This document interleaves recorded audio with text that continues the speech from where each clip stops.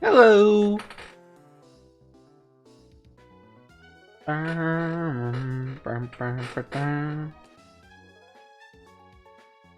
Hello there, everybody. I think I didn't actually set up a toggle for dad mode, did I?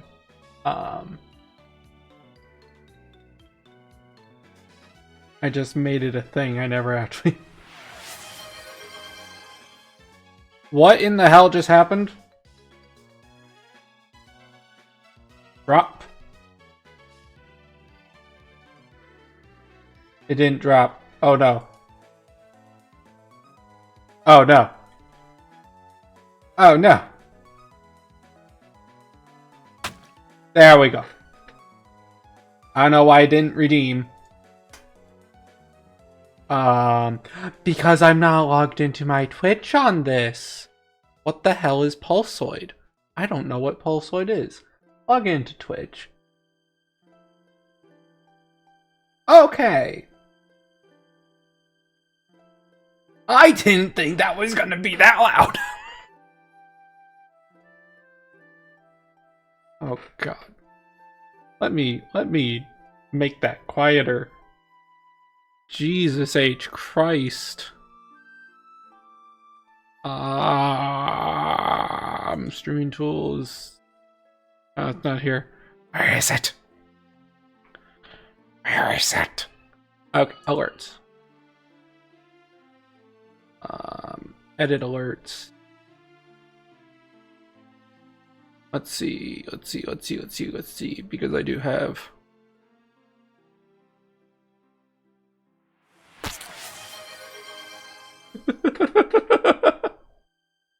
Wait, what dropped this time? I heard something. Something dropped, right?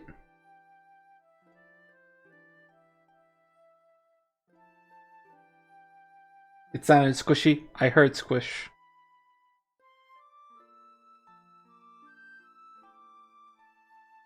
I heard a squish as well.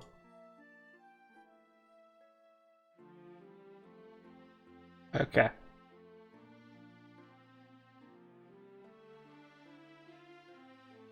Okay. Let me just... Here, I'm sorry. I just got all of these remade today. Wow. Oh, you can see my face through it. Where'd the other thing go? What? A whole pie.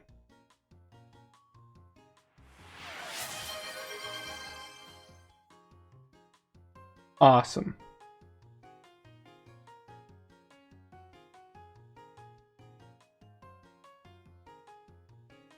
Can I change where it is? Like, out? I'll say... Okay, whatever. I will deal with all of that later. That's not my concern at the moment. Hello there, everybody. We are working on a fabulous Pokemon world map. I think my aspect ratio is off here. Do I just want to change the aspect ratio. That looks more accurate. No, it doesn't. I don't... That's supposed to be a square. Why is it not a square? No, I'm calling that good enough. You know, I don't care that much. The scuff is real. Scuff is real, everybody. Okay. Hello there, everybody. Goddad is back. Goddad is losing his goddamn mind. But we are back.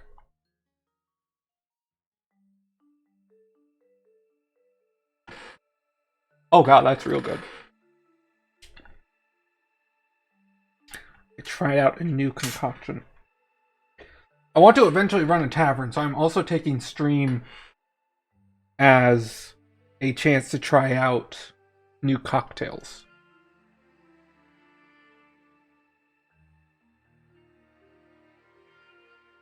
Whenever I think of something good. How you got? Oh no. I never fixed it. I'm gonna go insane. Calibration time.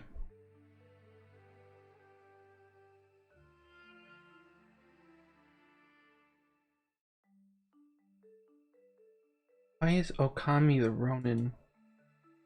That's my recent follow. I'm just gonna get rid of that for now. Because I don't have all my cool things set up. Like a loser.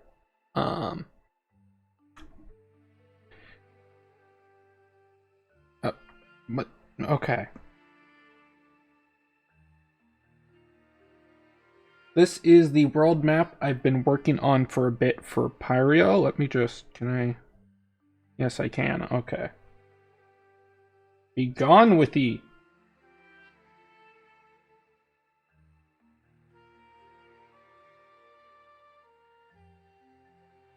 This is the map. Having a lot of fun with it. He pretty much sent me. So it's Pokemon, but Indonesia. And he sent me all the different descriptions of all the different islands and all the different towns and such. And I messed with it a bunch. Gave him a bunch of game design pointers.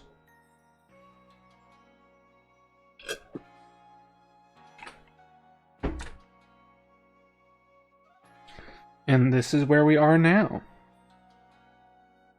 This is the most complete of all of them right now. I made custom Pokemon centers and such to match the Indonesian aesthetic. This red house is the player starter house because it has to look different. Of course, this is all going to be more macro view, so the intense detail on these don't really matter too much. Either way. This is like the Elite Four building. But this is really fun. The way how I designed it is that like the... So this is your starter town. This is where you start. And like, this is the Elite Four. As you can see, they're right next to each other. But the way how the game is designed is that you have to go all the way around just to make it back to the first island to face the Elite Four. Because, you know, something, you can always go back home, something. Or see how far you've come. Or, I don't know.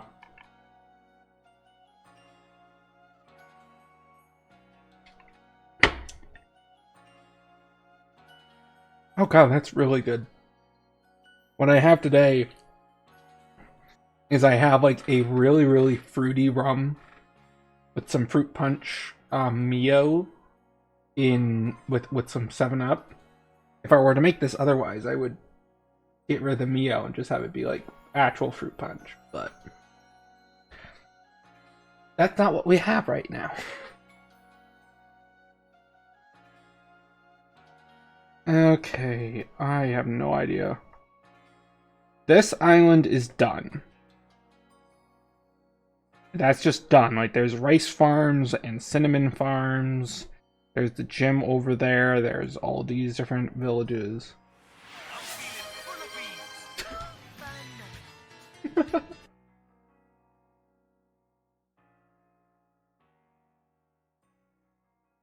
Okay. I don't think that I should have Twitch sound alerts like that.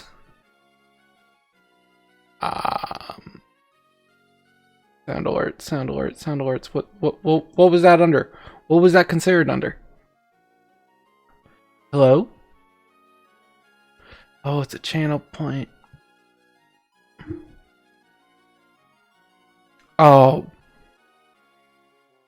You know, I'm just gonna get rid of the...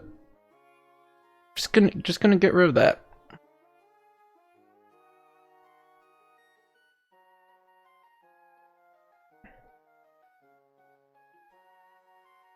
You know? Don't need that.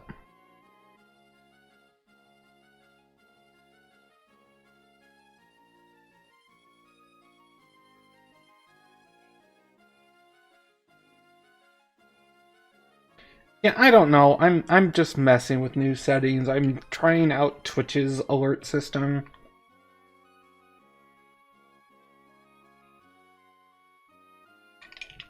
Yeah, I just turned it off, I believe. Let me...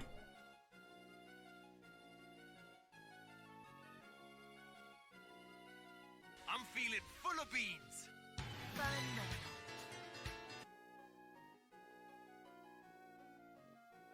There we go. We good. We good. Things make sense now. Let me see.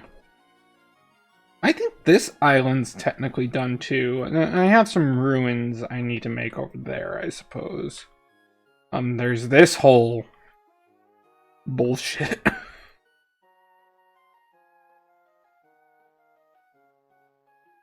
There's planned to be ruins on this island too.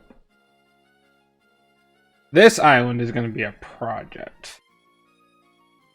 I tell you what. It's going to be a big-ass little project.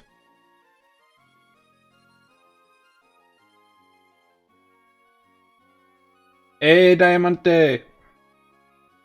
Diamond, or whatever the hell I'm supposed to call you now. I've got to be the weird one, right? Because I've had the same, like, username for years, and I just don't change it. Like, before it was my Twitch name, Admin Brave has just been my username for forever. Since, like, the end of high school. And I just haven't changed it. Ever. But I know so many other people, they're just like, change it every, like, few months. Like, what do I call you now?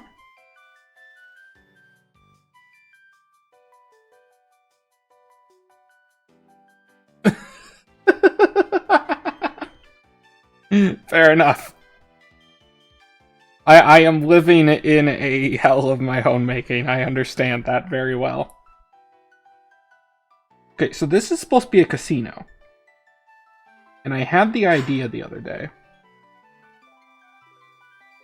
Is, what if I made the casino look like a giant Pokeball? You know?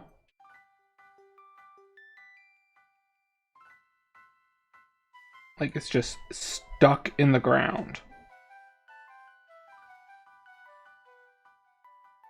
Maybe I'll...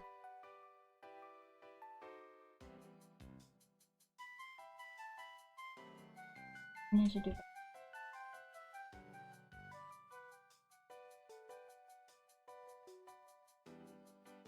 Hi, sweet bean.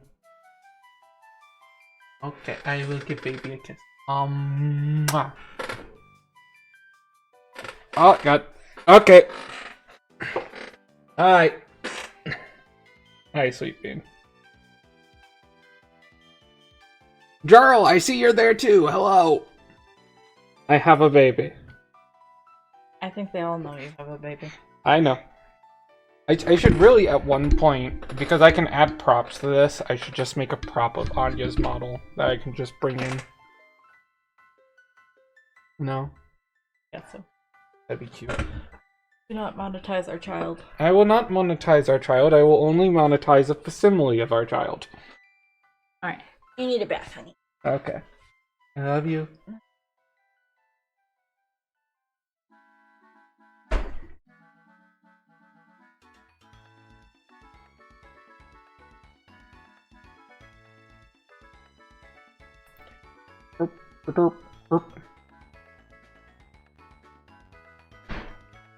No, because I had this whole grand idea with this Pokemon Casino where it's just like Because the whole island is a casino. The whole island is Las Vegas, right? Pretty much. And I'm like, the game work is going pretty good. I do have a... Well, I believe you saw, I do have a playtest planned. Still looking for 2 more players. I am very excited for that.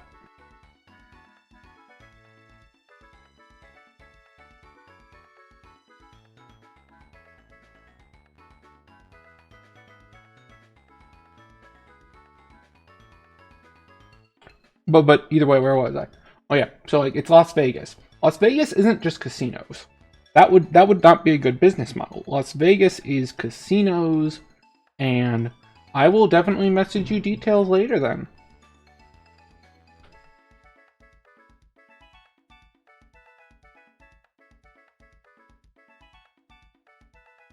If you are our third, then that would be 3 out of 4. But either way, they're like, there's like amusement park rides, there's food stands, there's Las Vegas is very well known for its restaurant scenes, such along those lines. So I was just like, okay, we're in a Pokemon world. Pokemon worlds always have this one thing that doesn't make any goddamn sense anywhere but a Pokemon world. So I was like,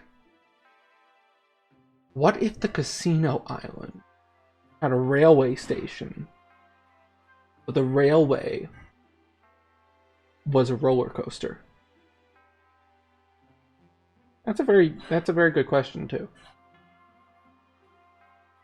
Firio's world, he can determine that. But I just had that really silly idea because I like to imagine Larry or something from the newest Pokemon game living in the...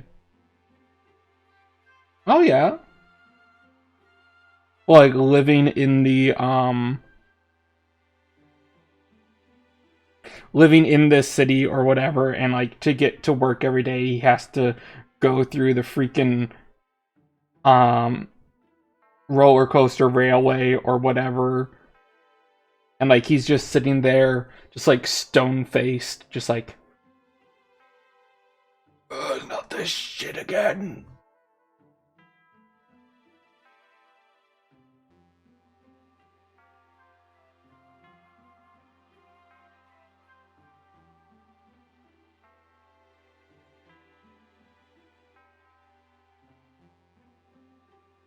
Because I think it'd be cute for like the first 3 days of work. And then it's just annoying. So anyways, that's what's gonna happen. It's even funnier because like Pyro's whole idea is that like the casino has all these bright lights all over the island and all those things, and then this is the place of the Dark Gem, which is just the photo negative Central Park in the middle of all this chaos. It's just like dark and gloomy.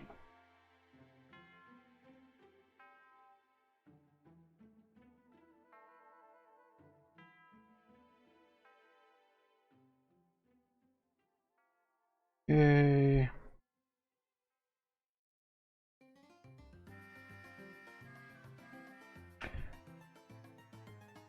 Big all the lights.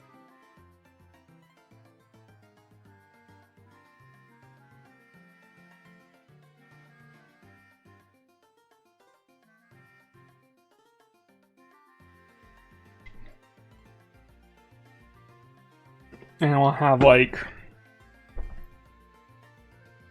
a mirror dome top.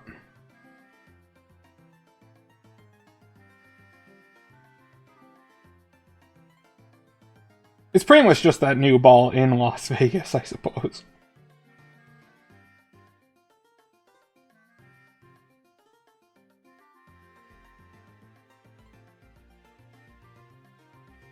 And that giant dome that's a bunch of LCD screens.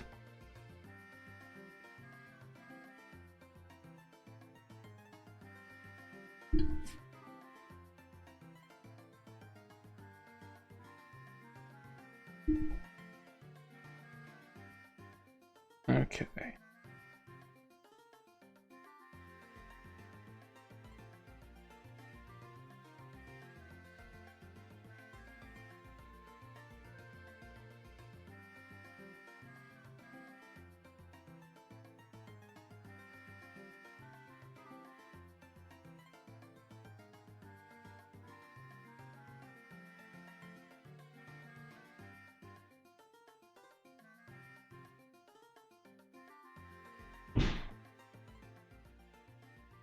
Okay, then.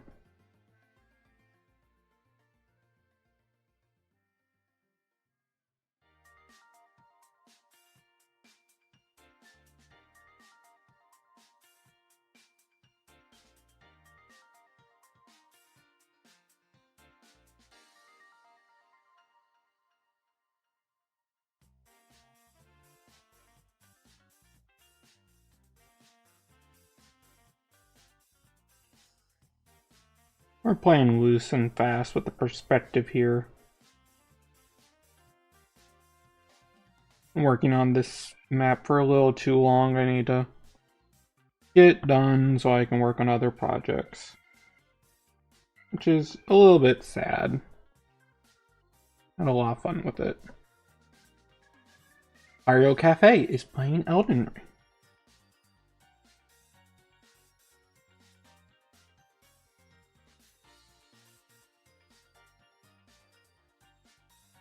Okay.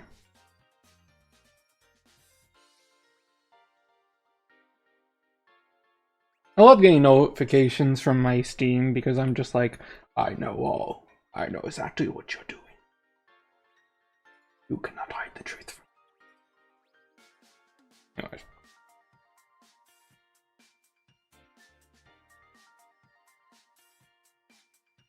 Currently speaking, the only other commission I have at the moment is for Rana, which I did last stream.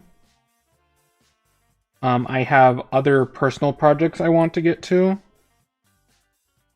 Namely,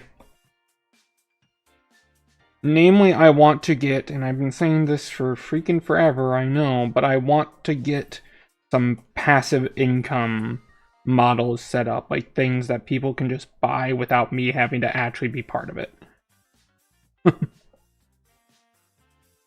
You know?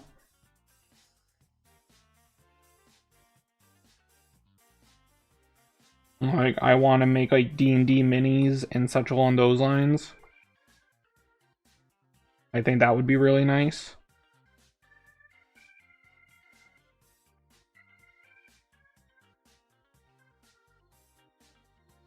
Another thing I want to do is I want to challenge myself to make a 3D dragon model. Like, just make a fully articulated dragon VTuber model.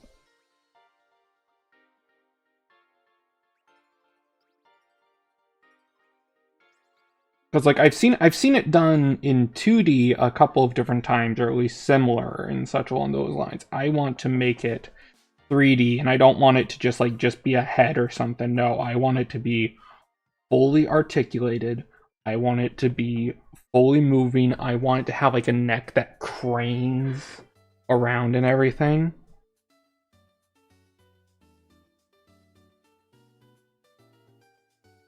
I'm gonna go help my wife.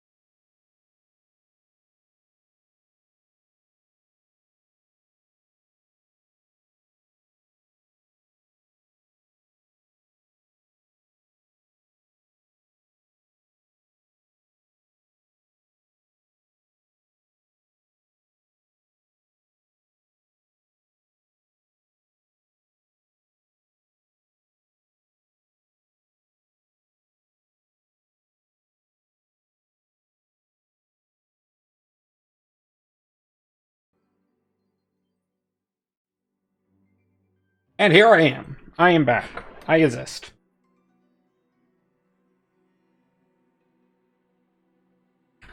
Baby wasn't enjoying bath time too much.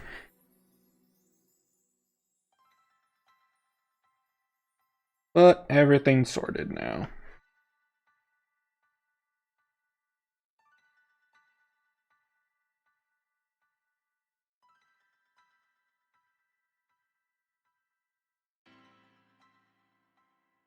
Mm-hmm.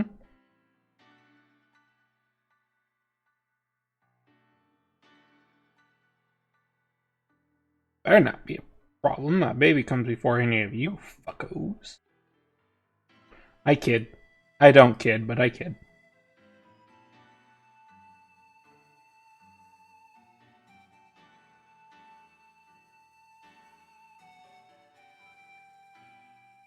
That does not look right. That looks like a safety hazard.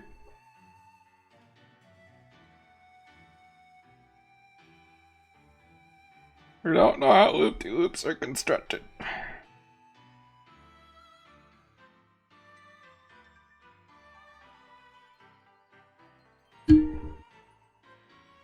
Yes, dear?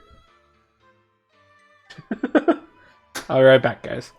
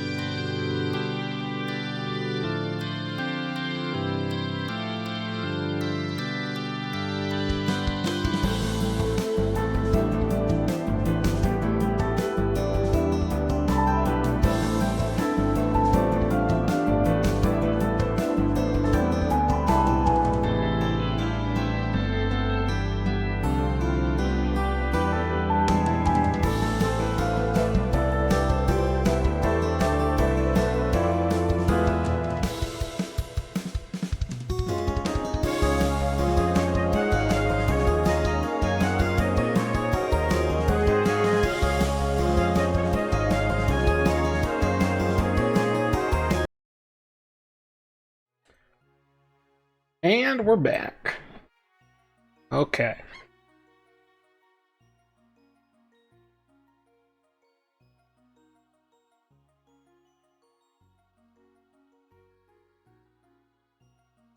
Okay. Maybe instead of going outside, I'll go inside.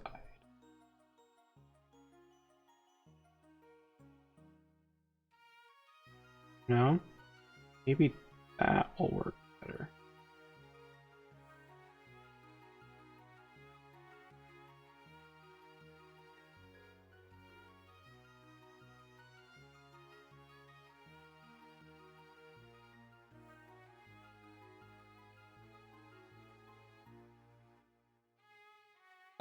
That looks like it will make more sense once I actually do line art. No, that's just gonna be cross-hatched in.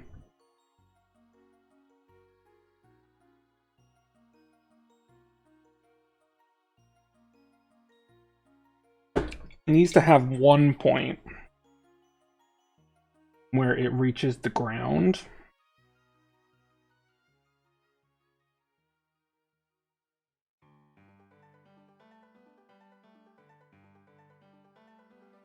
So that people can actually get in from outside the place.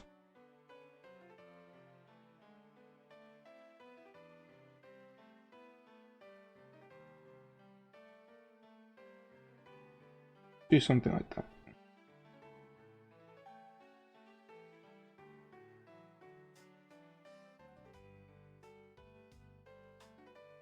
That way you get all those lovely G-forces just as you leave the island. That sounds wonderful.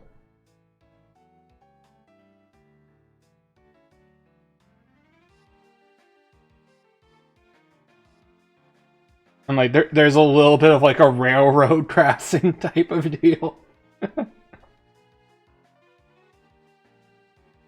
Okay, you also need one for the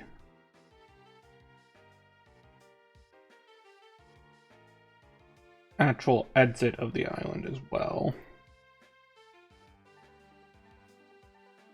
Should I care about the logic there? Yeah, I'll care about the logic there.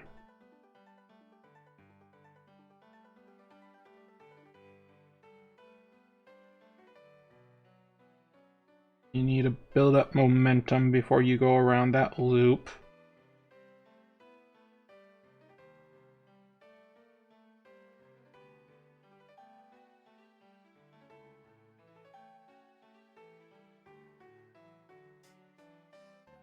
Let's move that out a bit.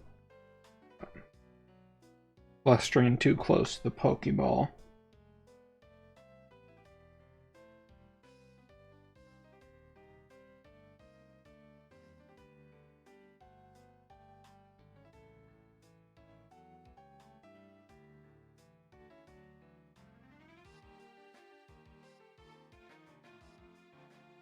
Okay.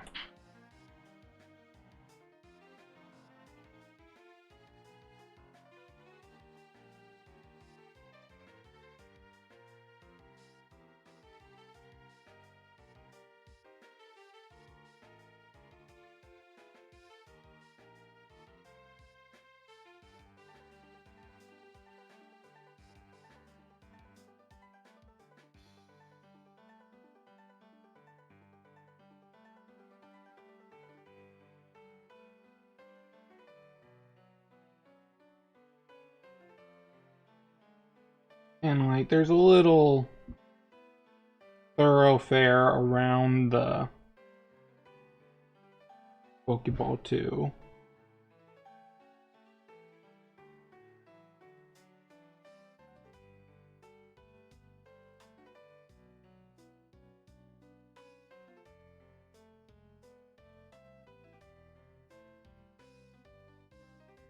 Like the road just kind of stops here and you have to trek the rest of the way.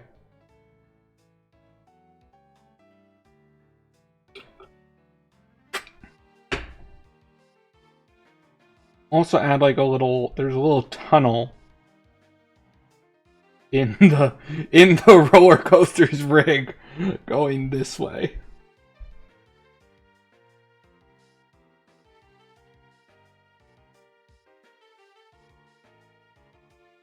Also, you know, that one's actually going to get you to the end of the island.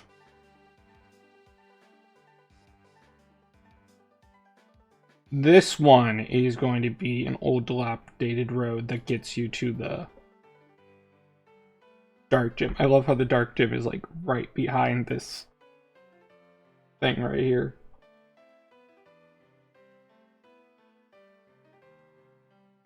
Okay.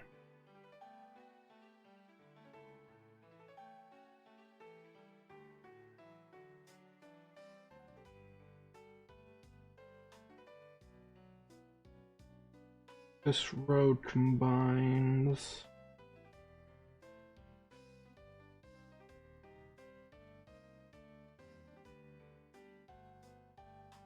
Like, it's definitely designed to be a tourist trap.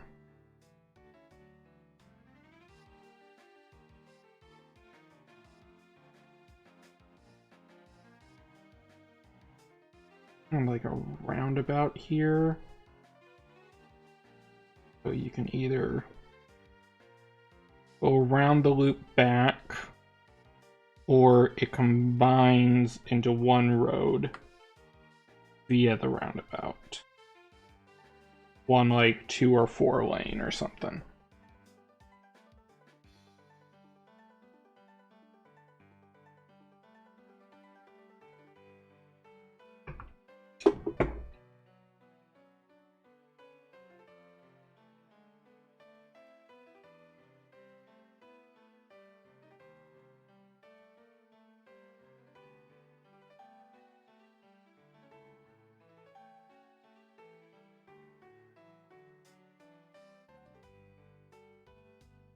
I'm in tourist Tourist restaurant is the perfect trap. Oh yeah, 100%.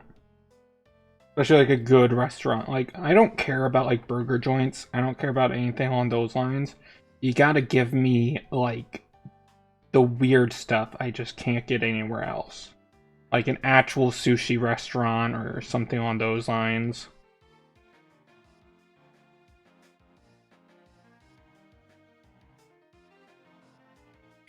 Something cool, something different, something I can't just make at home easily.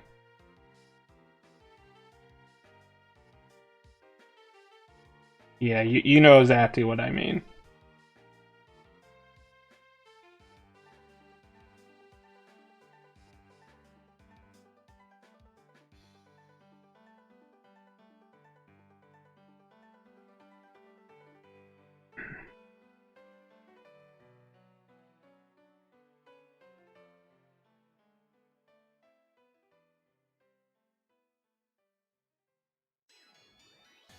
I don't really have many interesting vacation stories.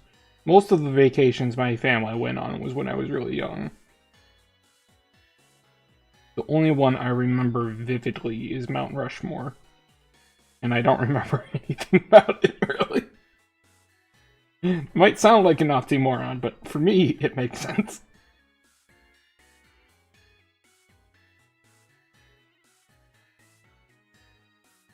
Because, like, I remember going. I remember seeing it. I remember learning about it, and I remember all that stuff, but I don't remember a single actual event from the trip itself. Like, I can't remember a funny story.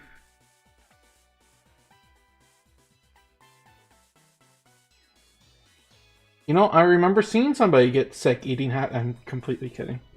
I'm 100% joshing.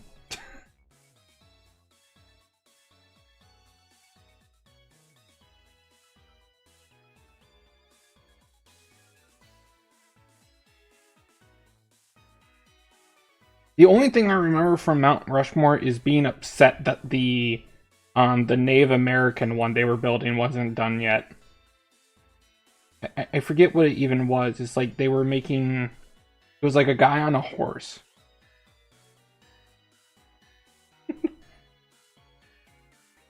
It was a guy on a horse. I forget what it was. It was a Native American one. I feel terrible for not remembering, but they were building it and everything. Because, fun fact, Mount Rushmore was originally going to be a mountain of the four prominent Sioux chieftains of the time. And it's built on Native American land. They allowed it because that is what they said they were going to do with it. And then instead, the creator of it, the artist or whatever of it, was just like, no, I'm going to do presidents instead.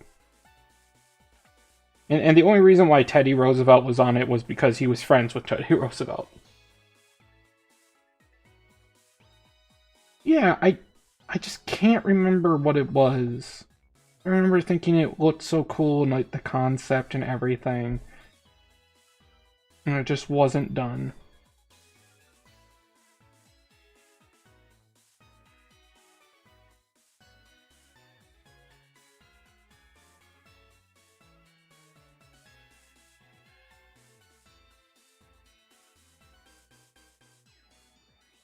Okay. Okay, now we have our densely packed population center. Always necessary at a casino place.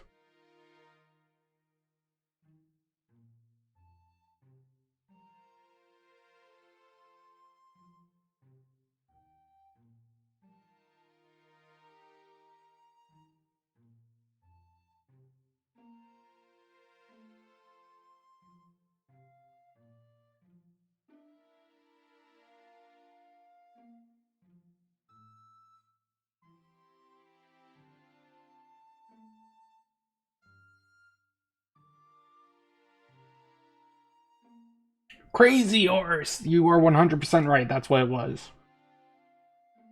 How could I forget a name like Crazy Horse? Christ alive.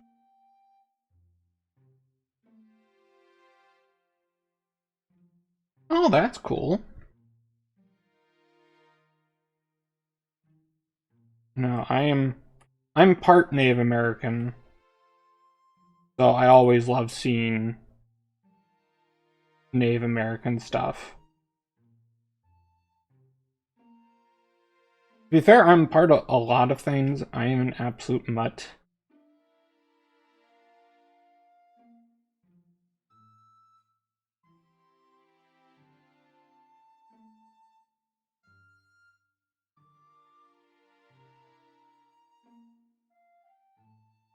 Alright, that looks like enough buildings.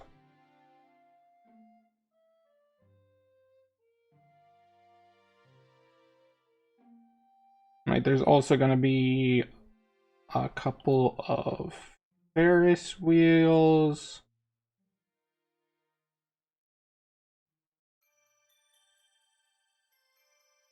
Throughout the place.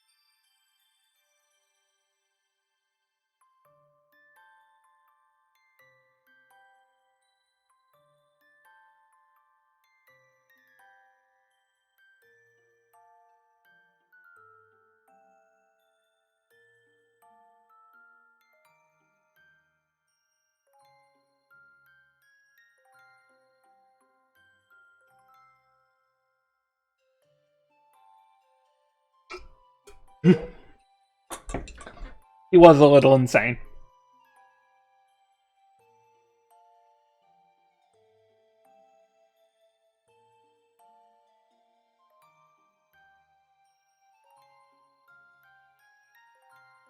I mean, to be fair, what government wouldn't want to keep their most important documents in a freaking mountain carved in the face of some of its greatest leaders? And Theodore Roosevelt.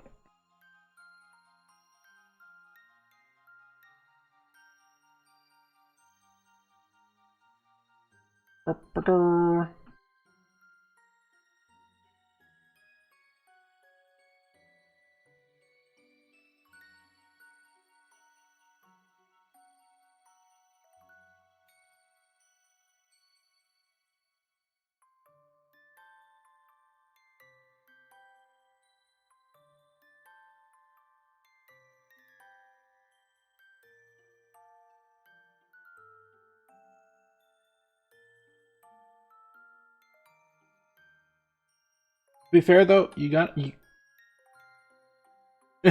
Yes. He was, like, borderline stalker about Teddy.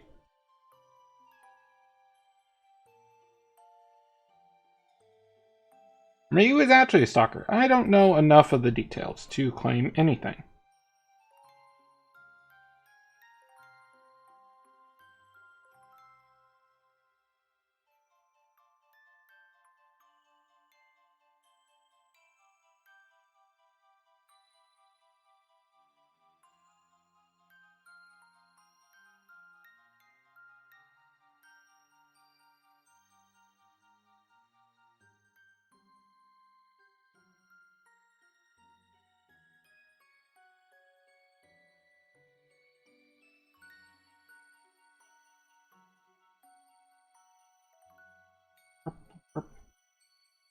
Feel the Declaration of Independence. God, I honestly really love National Treasure.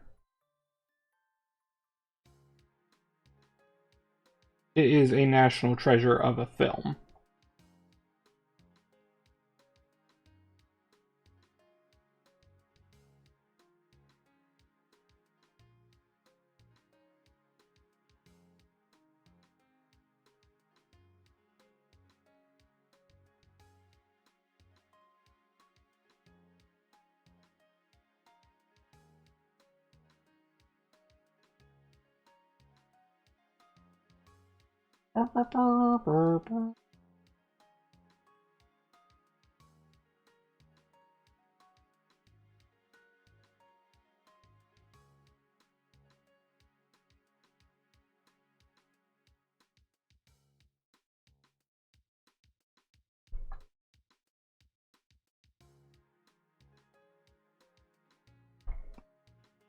I really like that like genre of film where it's like you don't see it often. National Treasure is really the only good example of it, like a movie where it's all about like treasure hunting films, you know, where it's all about a group of people figuring out this ancient secret or whatever with their wits and their smarts and their chutzpahs.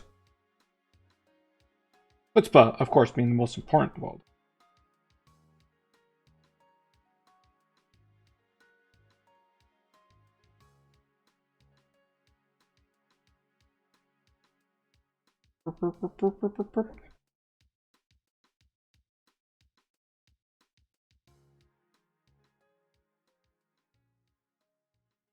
Hmm?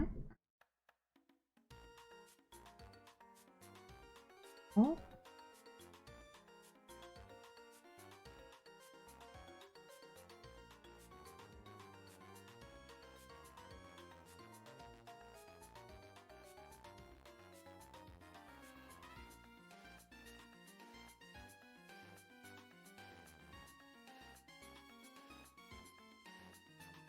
Okay.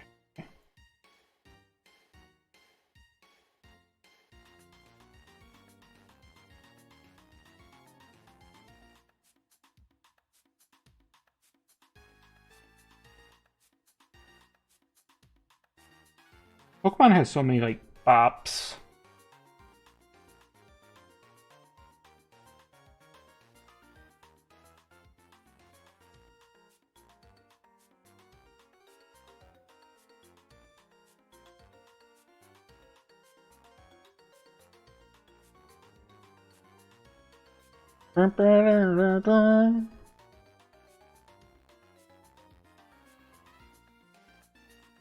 When I get this freaking map done, Pyro better stream. Hasn't streamed in a while, and I really want to watch him stream. Such a smart kid.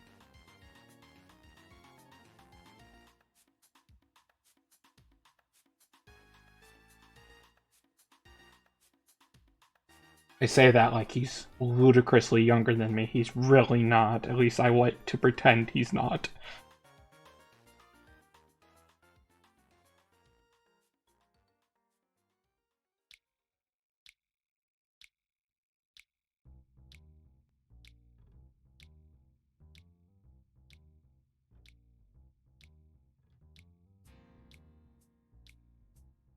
What fucking Pokemon song is smooth jazz like this?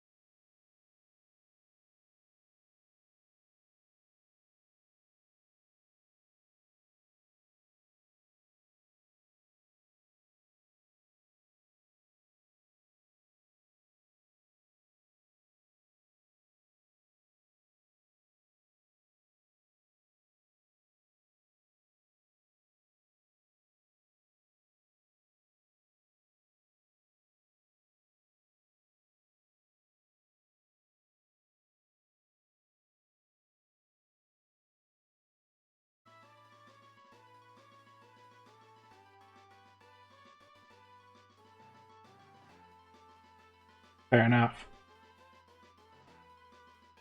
I can't do that with any game. I have a terrible memory. Which is honestly a blessing in disguise when it comes to games. Because, like, I'm able to replay a game like it's the first time I've played it. As long as it's not, like, the 5th time I've played it. Like, I do not remember things. I do not remember how to beat every puzzle in a game. I do not remember how to do this, that, and the other thing. I tend to get the muscle memories of how to play very easily.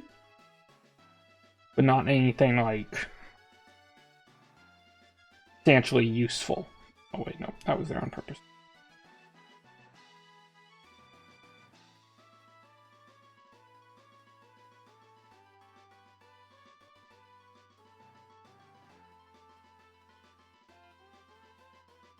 Like, it was so fun going into Tears of the Kingdom, because I know everybody was talking about, like, oh, it's just going to be more Breath of the Wild. I'm already used to that game. I'm going to have no issue with it. Blah, blah, blah, blah, blah, blah, blah. I hate fun. And I'm just sitting here like, I don't remember a goddamn thing. It will be like a new experience to me. So, you can shush it.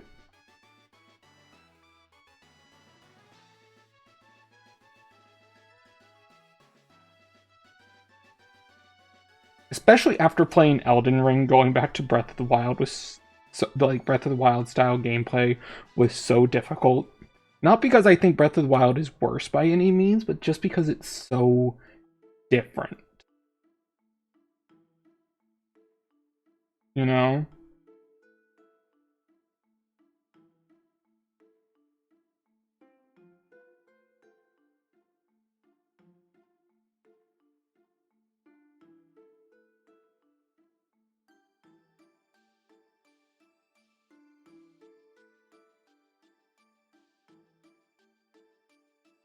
Mm-hmm. And it's like, oh yeah, Tears of the Kingdom is less stressing. It's a lot more simple and fun, which is good. It doesn't need to be the Dark Souls of Zelda games, or whatever you want to call it.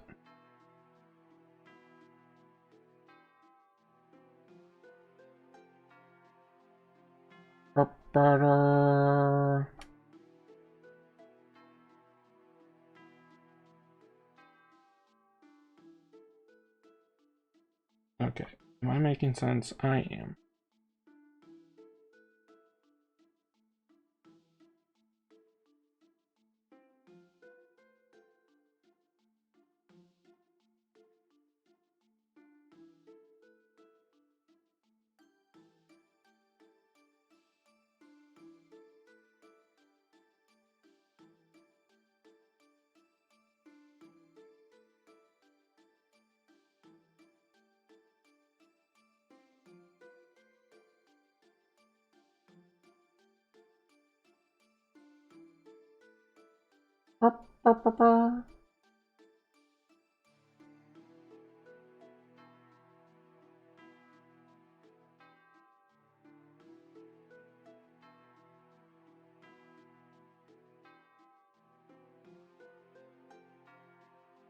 Okay.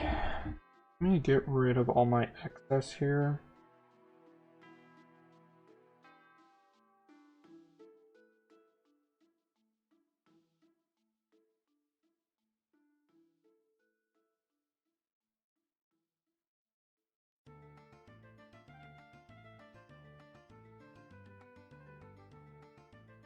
I can't tell what's above what. There we go.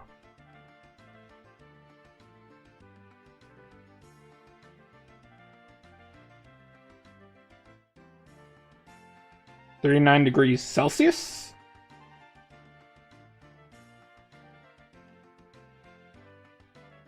Because 39 degrees Fahrenheit is nothing, so.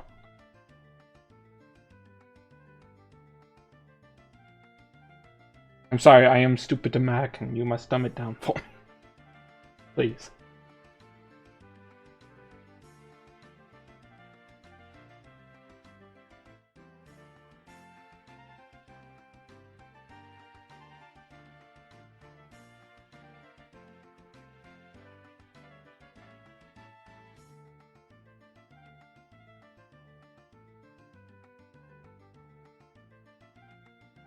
Wait, what?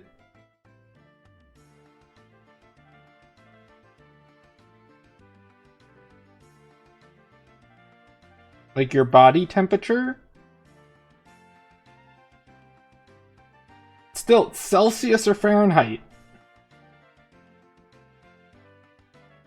That doesn't answer my question, Diamante.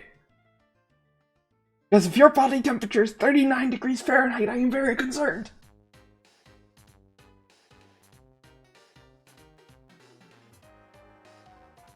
Okay. Phew. Well, you shouldn't be working yourself too hard with a fever.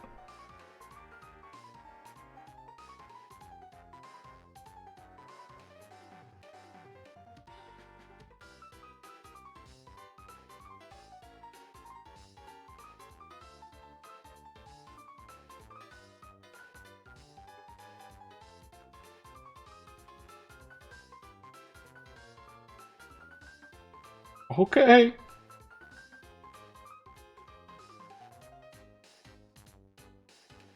Oh, that reminds me of a time when our foreign exchange student was here or whatever. And like he knew we were all talking in Fahrenheit. He didn't really know the conversions at all though. But we were talking about how we had a winter here where the weather got to like -50 below in Fahrenheit and everything is just like, oh, okay, okay. And like he wasn't getting it that was freaking freezing. And then I converted it to Celsius and it was like -45 degrees Celsius. Because once you get negative in both, they start getting closer and closer together. And everything. But either way, so it was like roughly the same temperature, and I told him it's this much negative in Celsius, and then he was just like, what the hell? How are you alive? How did y'all survive that? I'm just like, we're from the Midwest, bro. This is normal. Not normal. It was abnormal, but it was not like outside the realm of normal.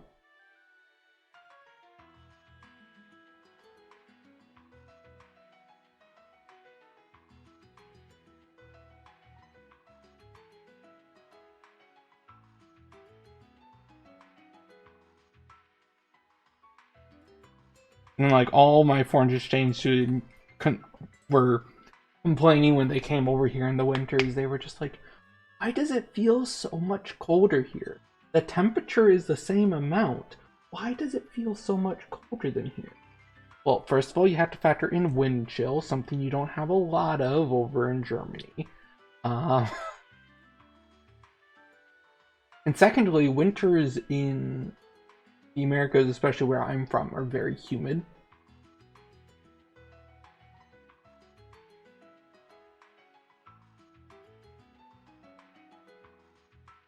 "39" would be something like 103 in Fahrenheit, I imagine. Maybe a little less.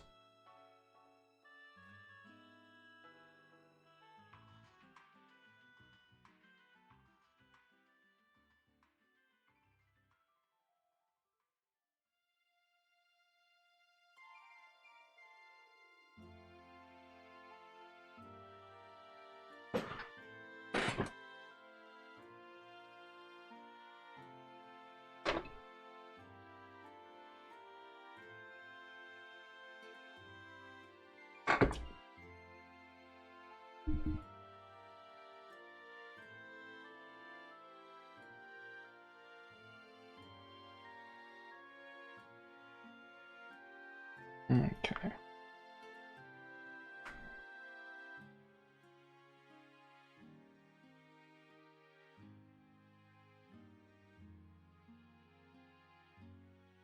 "102"? Okay. That was close-ish.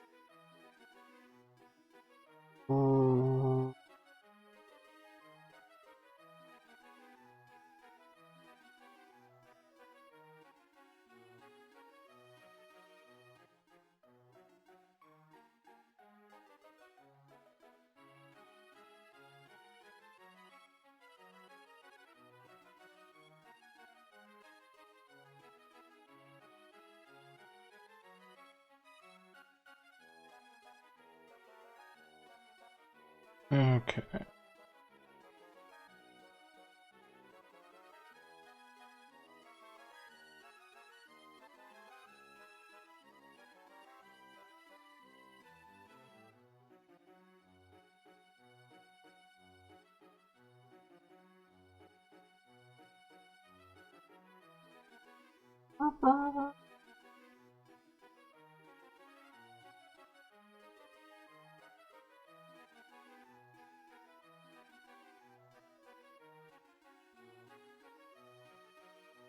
This is oddly thematically appropriate music.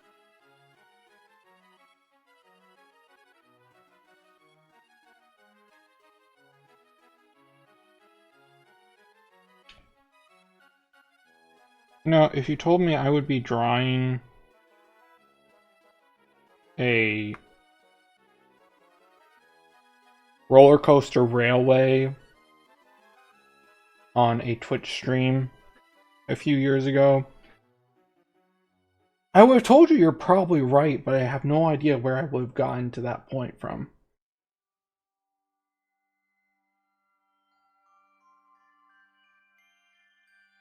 Like, I'd be like, you know what, that sounds right.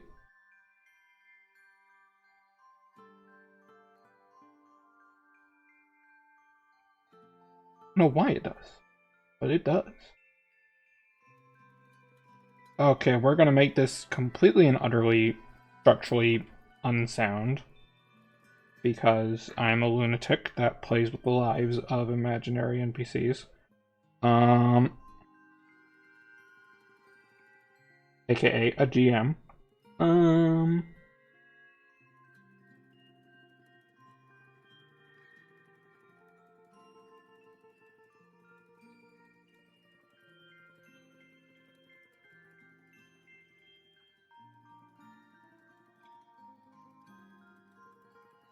Is basically what I'm doing here.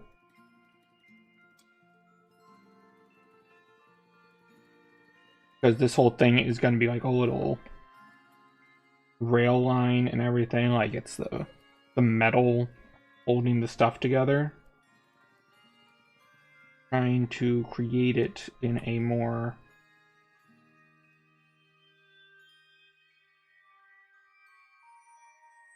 natural way.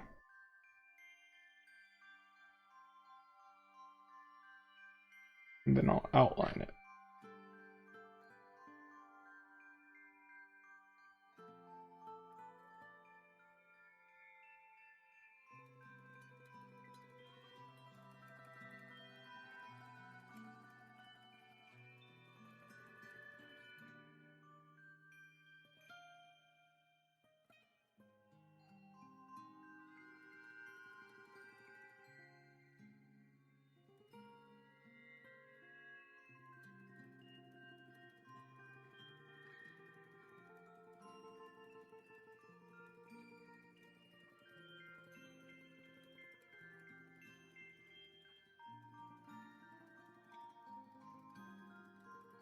Okay.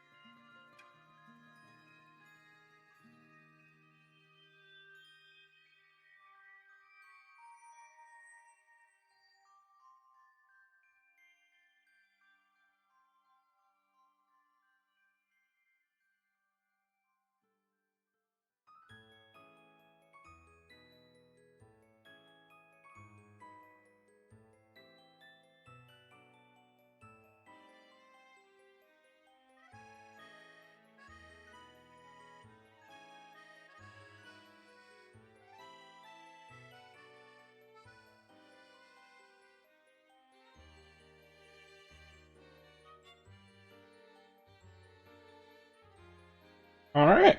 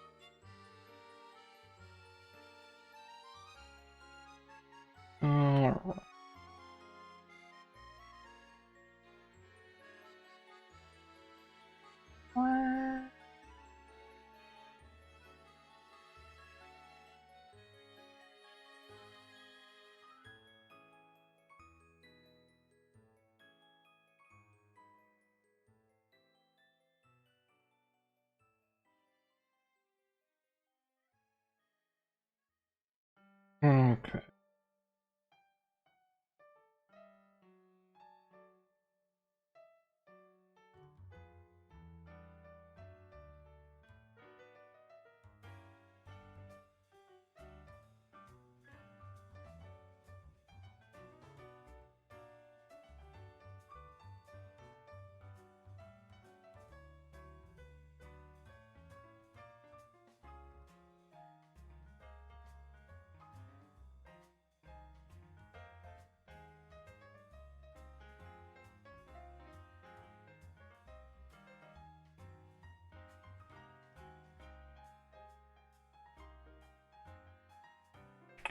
Carpenter.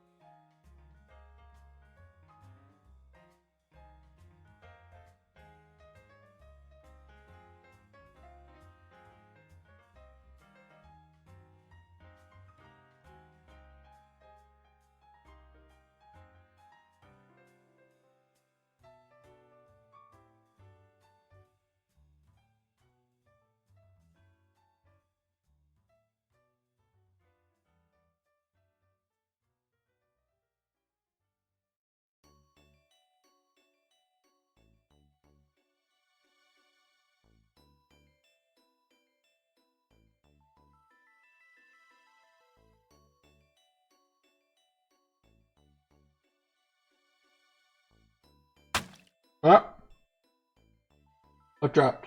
Oh, I have a pie stuck in my halo. I see. Hello there, Rita.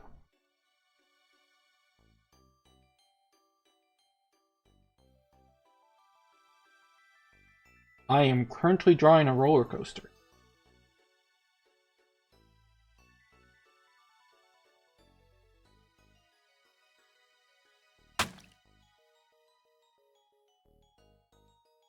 I have another pie stuck in my halo. They really like hitting the halos, don't they?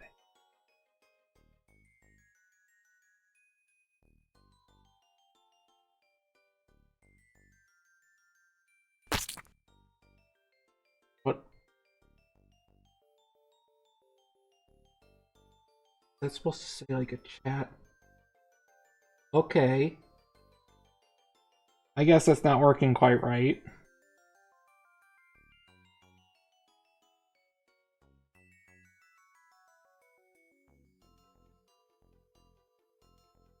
I'm feeling full of beans.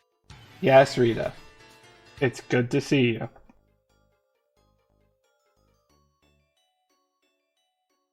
How goes it?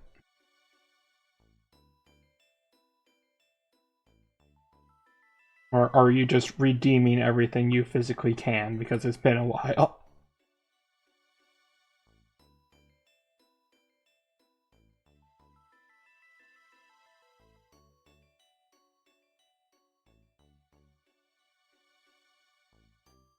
You've seen it. Oh, you know something really cool? Okay, if you have the points, do either faith, kindness, take flight, or dad mode, and like, I am away from my keyboard. I am not touching anything.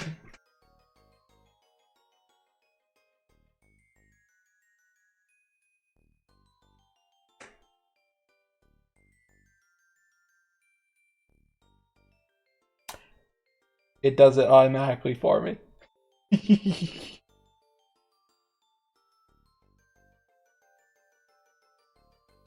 I don't have to touch it. I don't have to do it for myself. It just does it.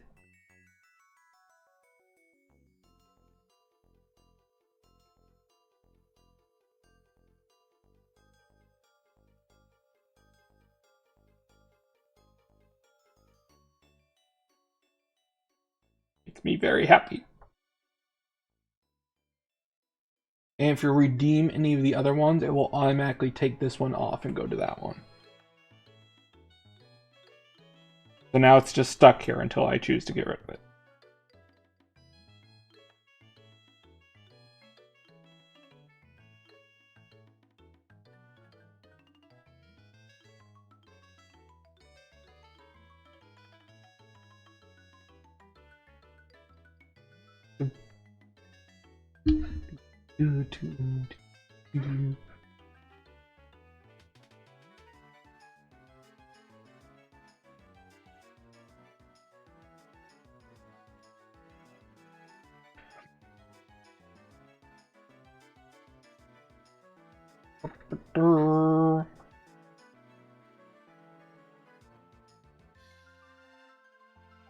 The wings are on a timer though. So if you bring out the wings, they will go away after a bit, just because that takes up way too much of the screen.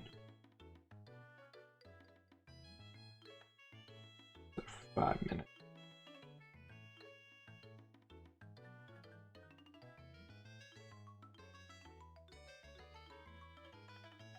You know, the worst thing about this whole roller coaster thing is that if you need to get from here to here, you have to go all the way around. The worst transportation system ever. And that's why I love it.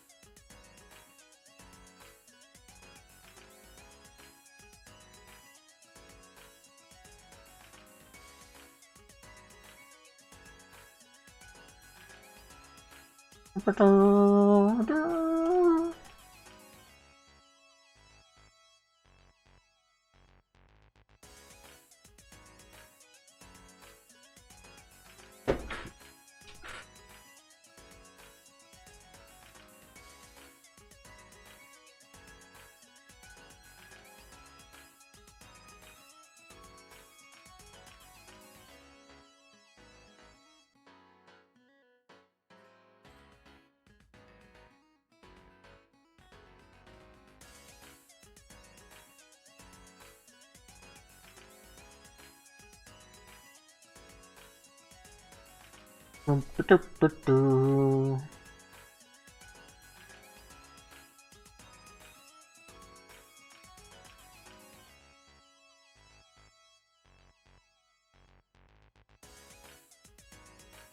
suppose this situation is where I technically want to go, like...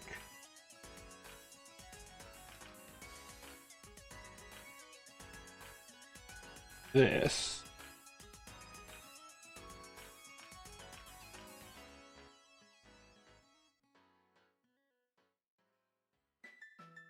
That makes more sense.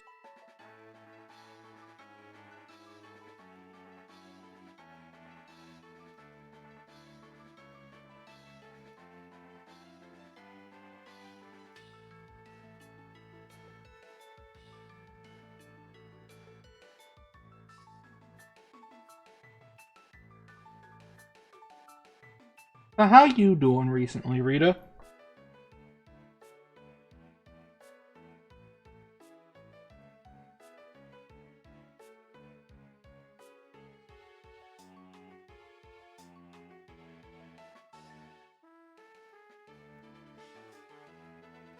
Fair enough.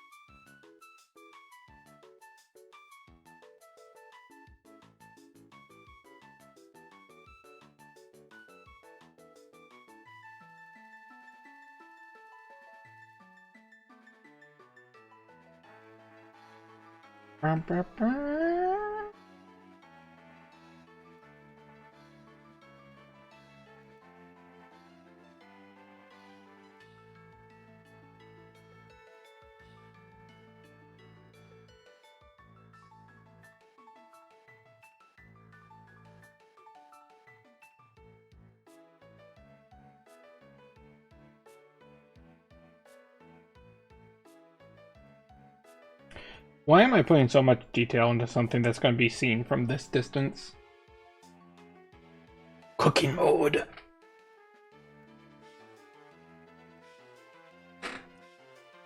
I need to keep up with your stuff because I know you send like updates on that stuff pretty regularly. Are you gonna try to do the lean forward thing with your model?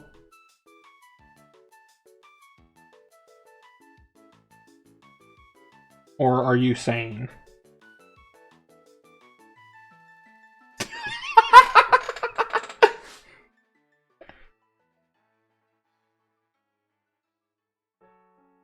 That's a whole new dimension. Oh no.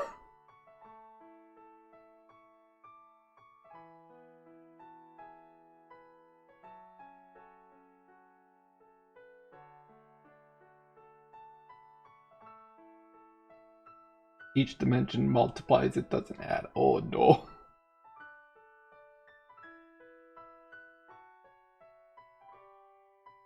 Oh no.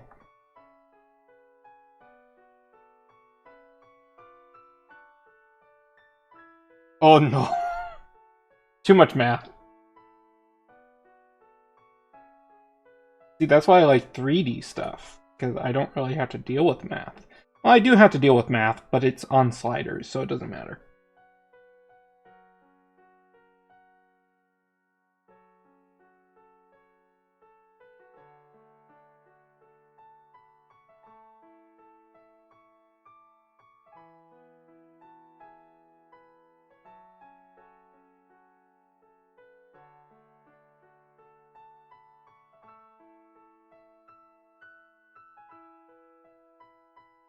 That's the beauty about 3D modeling, though, and I'm not saying this is like Live 2D isn't great. Live 2D is amazing, let's be fair.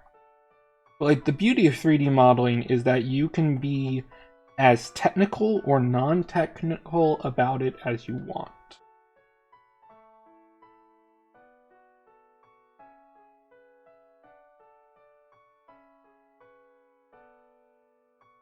Which is a beautiful thing.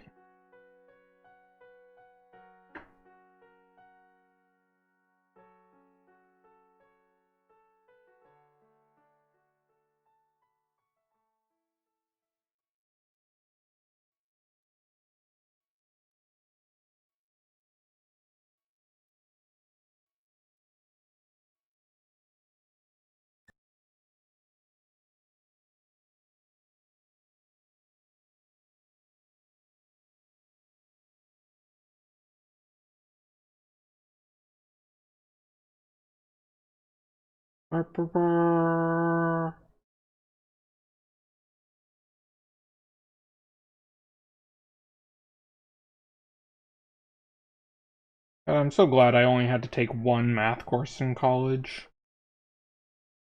Because like I scored high enough, they were just like, "Yeah, you're an art student. We don't really care if you take too much math. You've shown you know enough math to be a functional member of society. We don't need to force you to take more.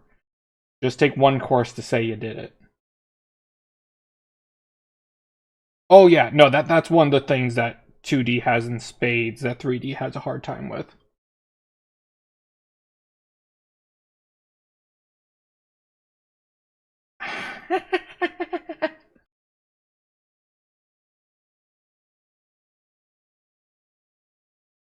But no, they were just like, yeah, you're an art major. Who cares? You gotta go ahead and do your thing. Um, but I'm very glad I only had to do the one class because my first math class was annoying. Not because it was hard. It was actually very piss poor easy. I got 100% on everything except for the final exam. On the final exam, I had to miss a lot of days because my grandmother was dying and a lot of other things.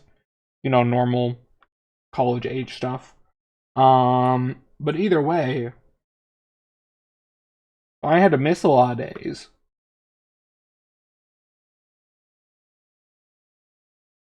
Oh no.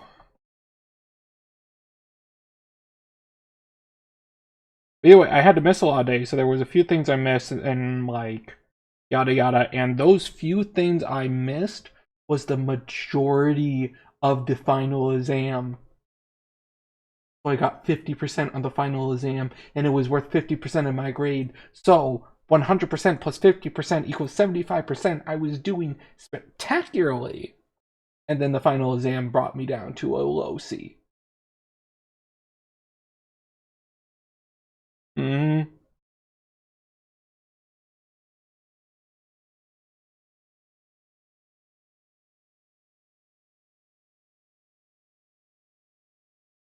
I was so pissed.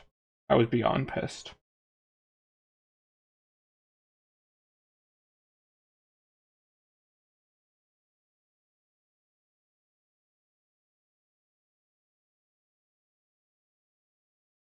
My music stopped.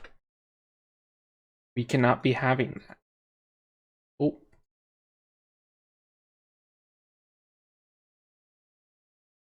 Oh, that was from a while ago. Okay.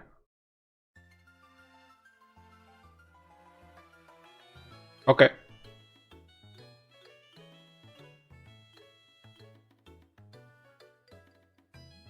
I mean, you're all wonderful people, but I don't want to sit here in silence.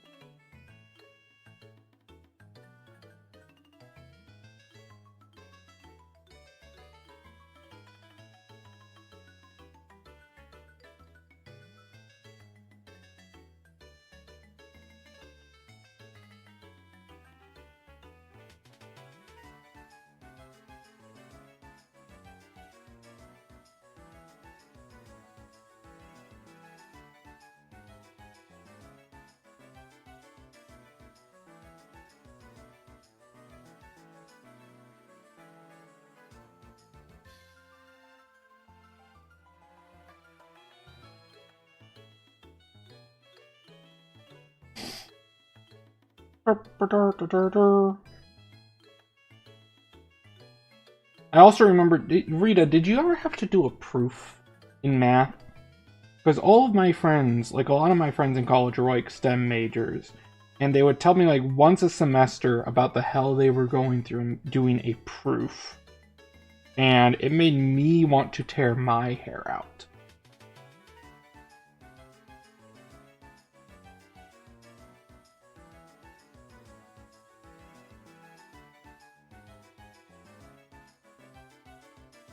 No, like one every 6 months, at least. Alright, see you later, Diamond, JM, whatever the hell I'm supposed to call you.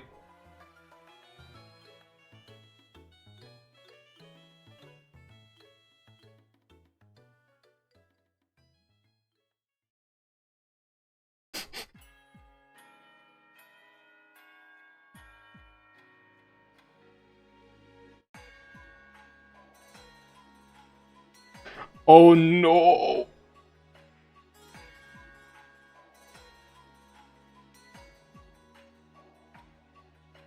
Oh no!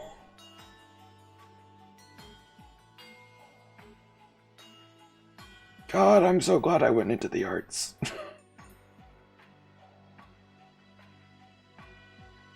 I mean, I don't have smooth brain, but my brain too smooth for that.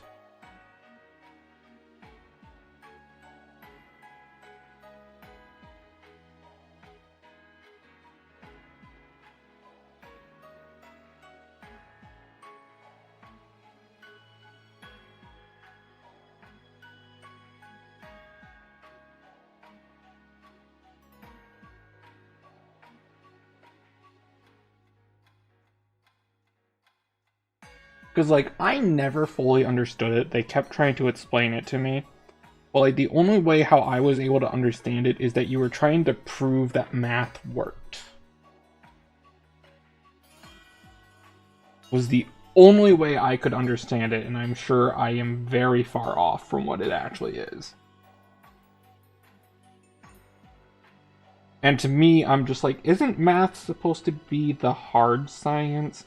Isn't math supposed to be like the one thing that's for certain?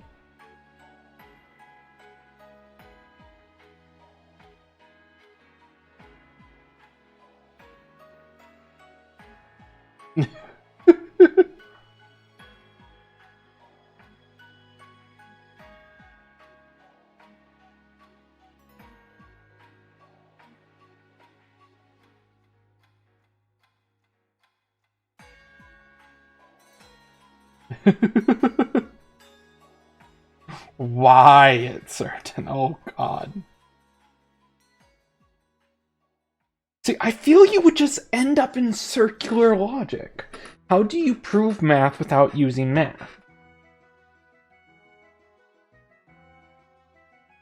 Sorry if you're going through some PTSD, I am just genuinely curious.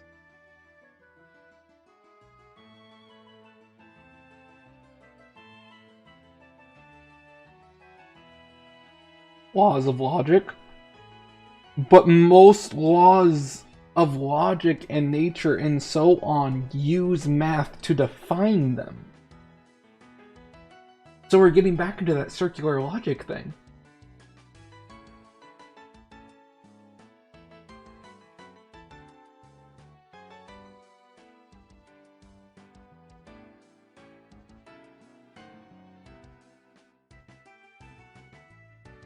Oh no. Math lessons from Rita.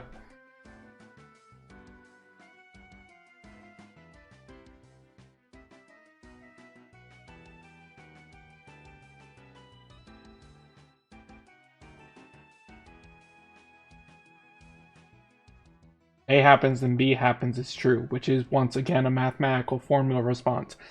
Anyways. I suppose that's more like a coding response. Which is still based upon math. See, this is the third circular logic I get into.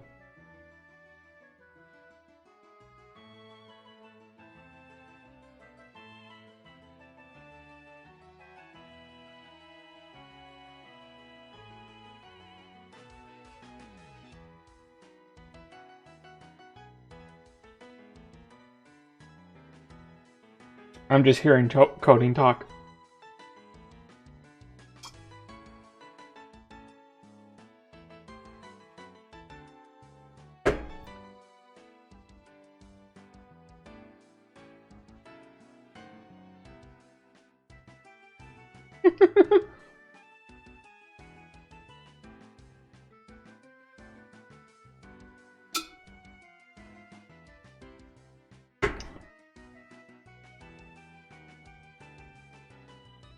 In proofs, nothing mean anything.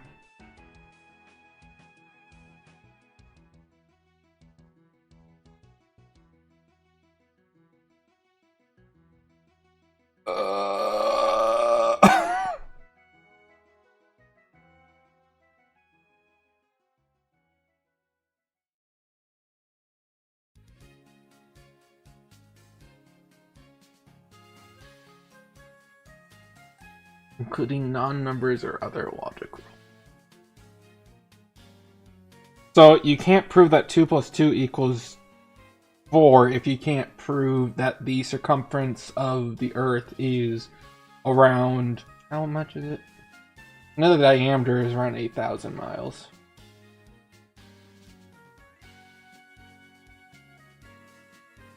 Algebra already uses logical sequencing, though! I don't get it!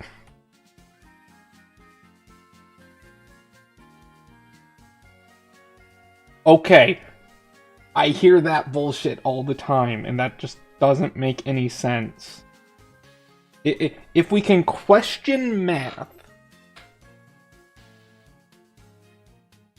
then none of it makes sense.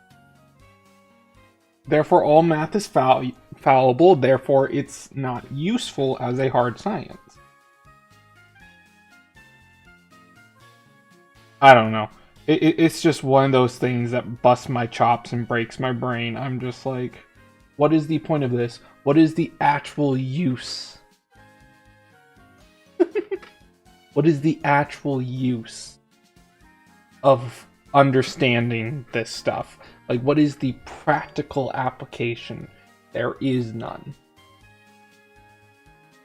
Oh my god.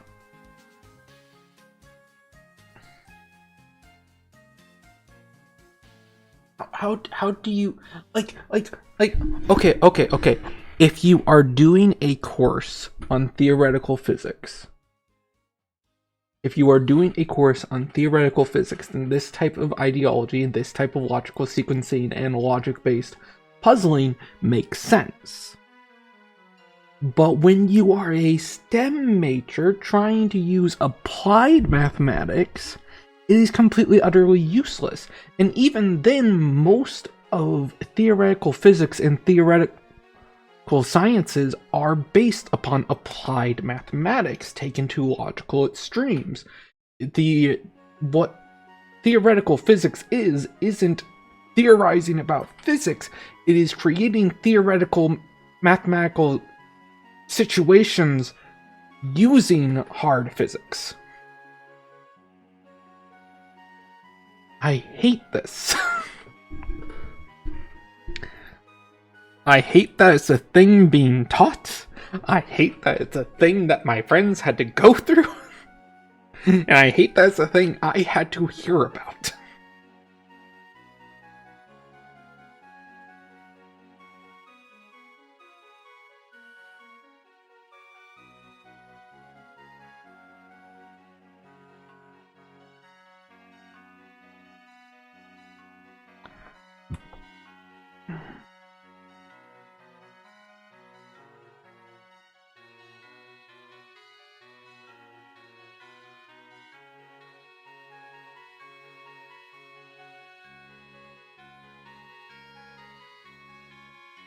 No, I don't believe you ever did.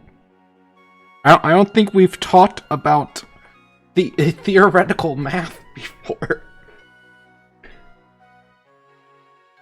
Here, are you interested in joining a group call?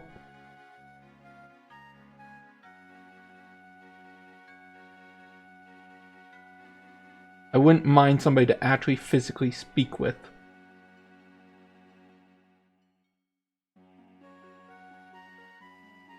Like a voice chat.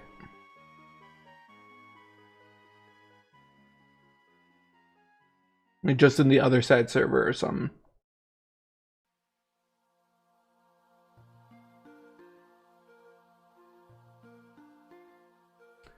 Hells yeah.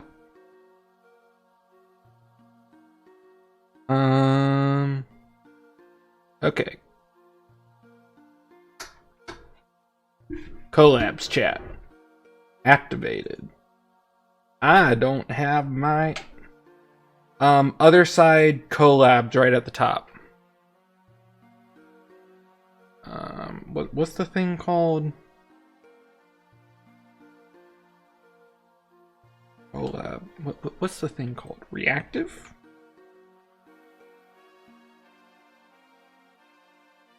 Be reactive by Fujita.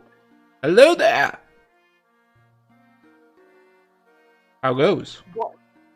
I'm getting visceral flashbacks of all my math days. Oh no! What do you mean I need to verify my account? Authorize. What do you mean I need to verify my account? My account is verified.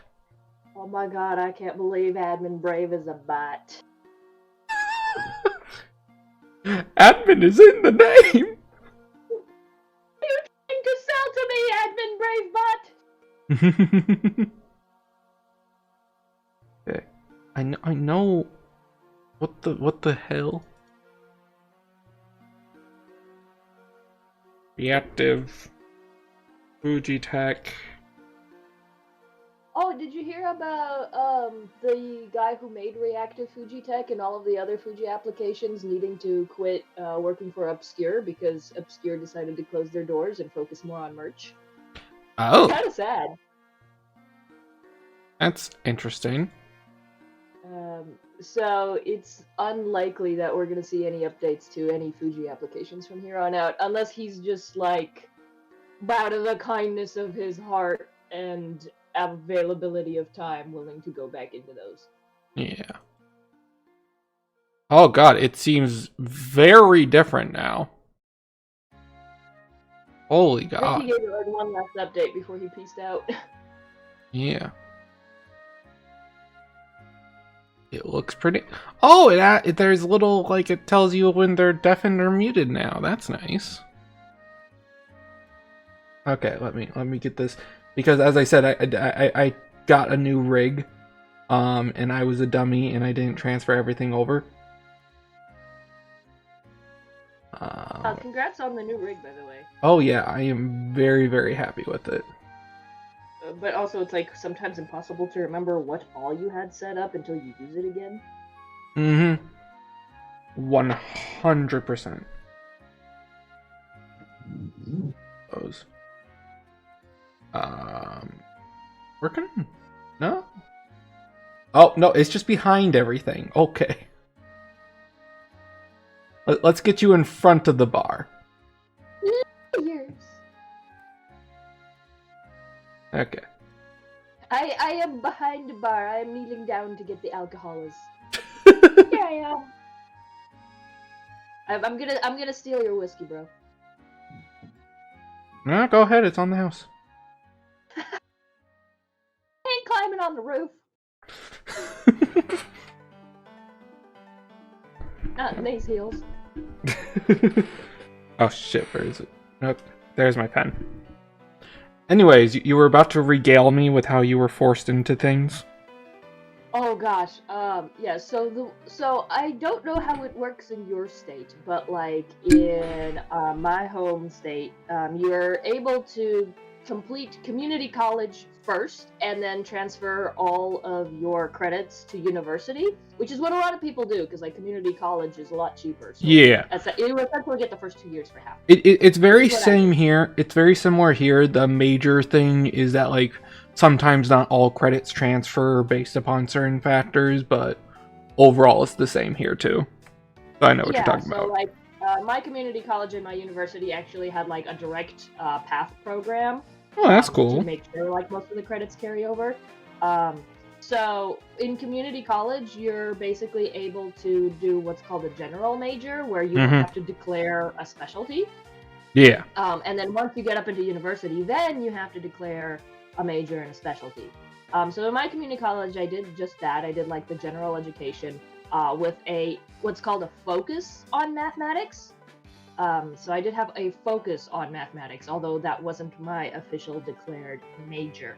Yeah. So when I went into the university on my third year, I was technically not specialized in anything, and that comes important in later because I have the math credits for all of those extra math classes I took, but I was not declared to have specialized in anything up until that. So I was basically coming in as a general education person. Okay. And then it was then that in community college, one of my math professors convinced me, hey, you're good at math, you don't hate it, why don't you major in it? Because we don't really have a lot of people like you. And if you do major in like applied mathematics, hint, hint, there's that keyword applied mathematics, you can do a lot of things with it. So I figured, all right, like I'll major in applied mathematics and I might minor in art if I so choose. I did kind of just set art aside because my parents were like, hey, you're the rest of your life if you do that. And I did get scared. I got you.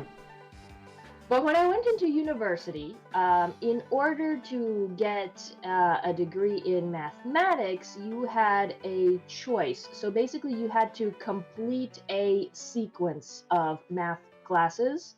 And there were different ones. So there was like algebra, there was like calculus, there was logic, there was applied mathematics. So there were basically a bunch of different sequences. And then once you complete a sequence, you can get your math degree. Okay. So it's kind of like different flavors of math. Pick your flavor, and then once you finish 3 classes of that flavor, you can get your paper and get out. Awesome. So I chose the calculus-based one because that was kind of my specialty.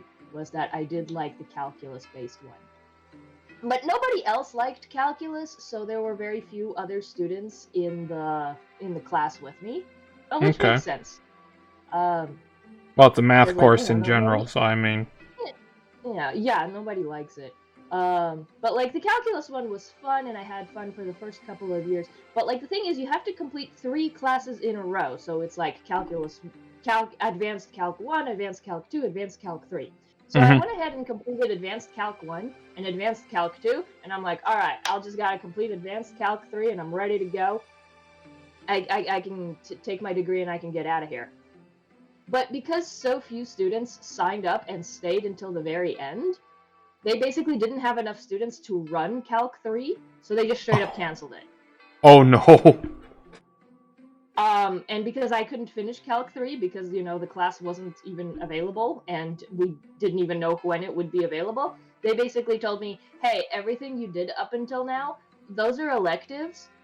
Pick a different sequence and start over. Oh no. That's what they told me. And because all of the other ones were already full and we were already like a week after the deadline for applying to classes, they just basically shoved me into whichever one was left over, which was the bullshit theorem ones. Oh no. Well, of course those ones were the ones left over. Of course those ones were the ones left over. And those also had very, very few students, but for some reason, they were like continued to run. Well, because some professor wrote a book or something. Exactly. Yeah. Exactly. It was because one of our tenured bastards, and Yep. he's easily one of the worst professors there. Of course. Yeah, it's because of like one of the professors was tenured, and his specialty was this crap. And I'm pretty sure he only specialized in this crap because he didn't have any competition. Oh god, that is the sickest burn. Right. So that's basically where they just like pigeonholed me into after they pretty much canceled what I actually wanted to do. God. And because I'm already 4 years in, bro. I paid all of the tuition. I'm already 4 years into college. I was supposed to be graduating, but I didn't have the requirements because of that stupid one class not being available, so I had to stay in for a 5th year of university just to finish the stupid sequence that I never wanted to take in the first place. Christ. It was too late to change majors. I was already 4 years in. What am I supposed to do? Start from scratch in a completely different major? My wife did. I don't know how your wife afforded it, but like, props to her. She didn't. I did. Oh, Somehow. I see your game. I see your game. Well, to be fair, she had a lot of scholarships and such, but that's all beyond the point. Yeah, so I also got a lot of scholarship. I actually graduated college debt-free. Absolutely zero. Zero in the bank account, too, but no negatives. You know what? That's pretty damn good. I'm paying off my stuff. Yeah. Like, I graduated with a net 0 to my name, but at least I wasn't in the negatives for loans. So I'm like, you know what? In today's society, that's pretty damn good. That is really damn good, all things considered. Luckily, I played it smart with my minor, so I decided to do a double minor. One was in Russian literature, which I just breezed through on flying colors. I wonder why. Yeah, I wonder why too. Like, it was apparently really easy for me, unlike the other students in the course. So that was that. So I did a double minor, and then I did a second minor in statistics, which was so fun. I wish I actually majored in statistics than I did in mathematics, because then I would have been able to like lie, but professionally. Fair. So I'm glad I did minor in statistics, but statistics was technically not considered a mathematic under this university. It was under the business. Yeah. Yeah, so even if I did like statistics, I still wouldn't have been able to transfer my sequence over to statistics because it was under a different, umbrella. And I'm like, I don't think, like, I could have gotten screwed over any more than what my university did to me. No, I don't think so either. That's impressive. So I absolutely share your hatred for this type of mathematic, but at the same time, like, now that I understand how it works, I hate it more.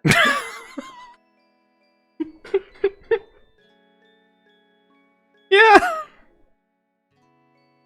No, I remember. Oh, what's some funny college stories from me? Well, I took 2 years to even be in a major, technically speaking.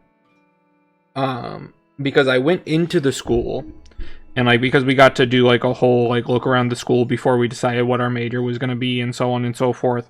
And I was originally going to do the game design track and all those types of things. But like I showed the game design lead or whatever my art book, and he's just like, you know what, you should try out for the comic art major. And I'm just like, you have one of those? Excuse a Bro, what? What is But either way, so I tried for that for a few years, but it turned out to be the most competitive program in the entire school. Oh yeah. One, not a lot of schools offer it, and two, there'll be a lot of goddamn comic artists out there. A lot more than you think. Oh yeah, a lot more than I thought for sure. But either way, so I ended up trying. I was technically a general major for the first year. Then my first semester, I was like, you know what, I need to try to actually get somewhere. So I went into the general art major, right? Because they had a general art major where you could just do all these different things, and it's just like, no, screw it, I'm gonna go back for the original idea. And then halfway through, not even halfway through, like a few weeks after I put in my thing for my gen art major, I got into the game design art major, and then I did that.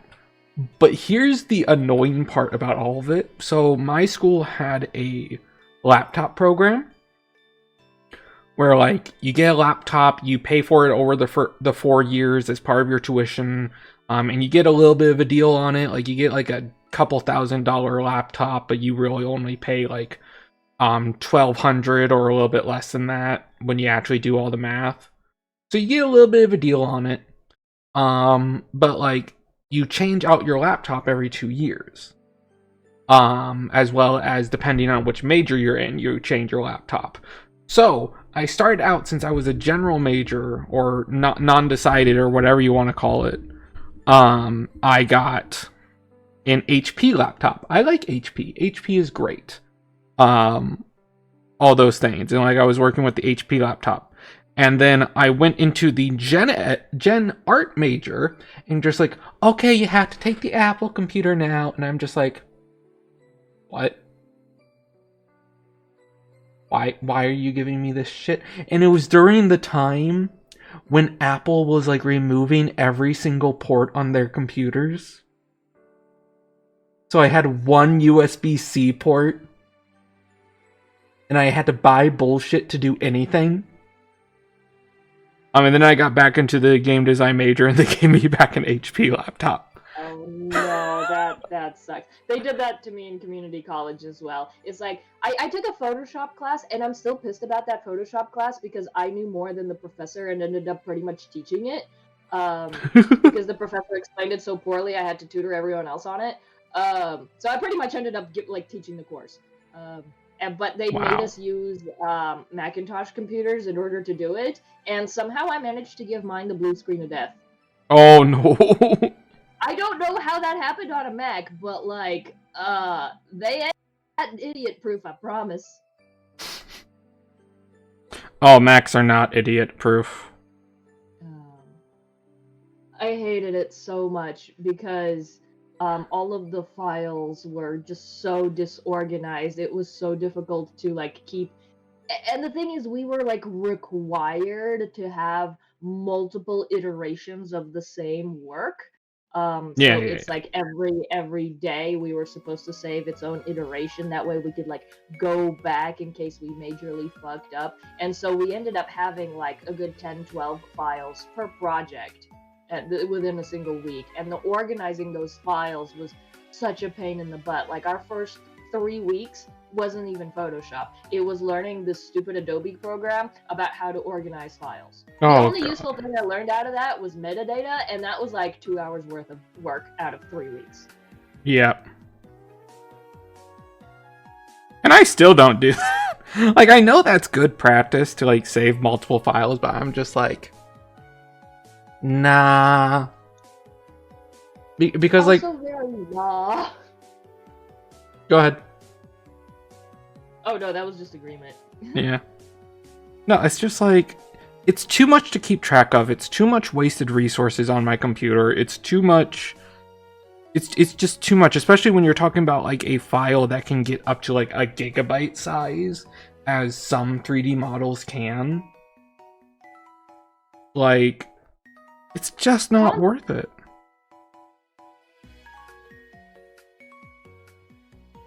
You kind of cut out. The cons outweigh the pros. And Yeah. then they're like, so Dolphin, you'll be able to go back and edit. And then it's like, well, yes, but if I go back 5 iterations, that's 5 iterations worth of work that I'm re-editing. I'd much rather just redo that one thing from scratch than go through 5 iterations. Oh no, there has been several times where I'm just like, you know what, it would be useful if I saved this previous version, so I could go back to before, like I did like a big like destructive change on a model.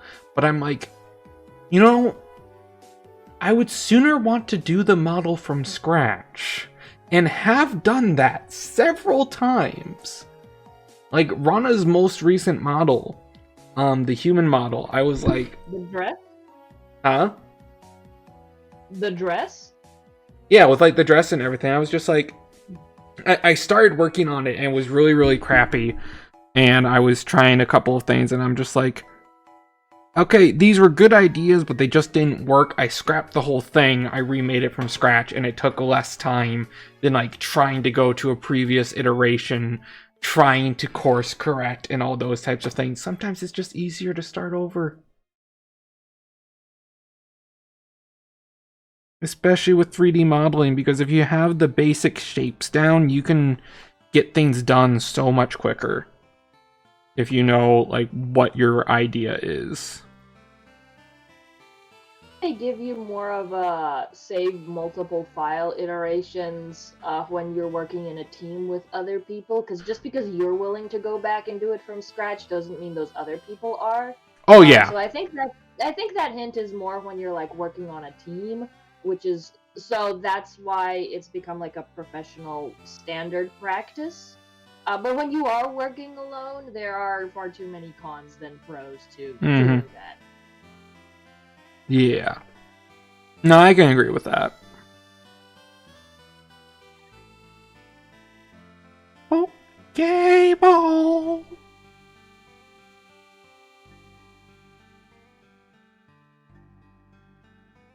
Project you got going on here, dude? Yeah, I'm very happy with it so far. I'm trying to get it done by the end of the month so I can actually work on other things. I've had these 2 commissions since like before Christmas. Just because everything got hectic around that time here. Luckily it's Rana and Pyrio and they're sweethearts, so it's not really a problem. They understand.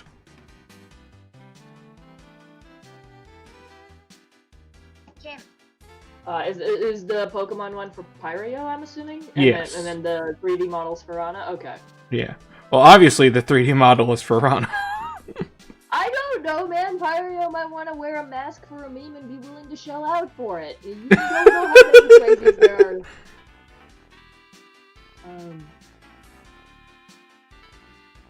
are. Wearing a tentacle-themed dress. Is it possible? Listen, I've seen some people drop $1,000 on somebody's stream for a subathon just because the counter got down to under a minute.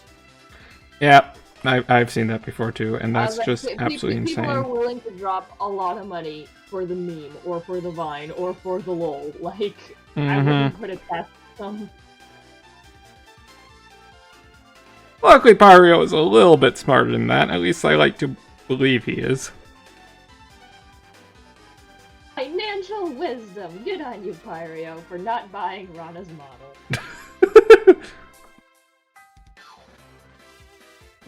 There's so many models I just want to make for people because, like, and I don't mean this in any rudeness to the original artists that make their models. I'm just sitting there and I'm just like, you have such this cool vibe, I think I can make it better, type of thing. Oh, absolutely. Like, also no shade to the original, but other times I'm just looking at it and I'm like, I could spruce that up. Bless her name. I could make that Gira Gira Sparkle Sparkle. I can take the original and put it over the edge. Like, I want to, but I also don't want to be rude to the OG. Mm-hmm.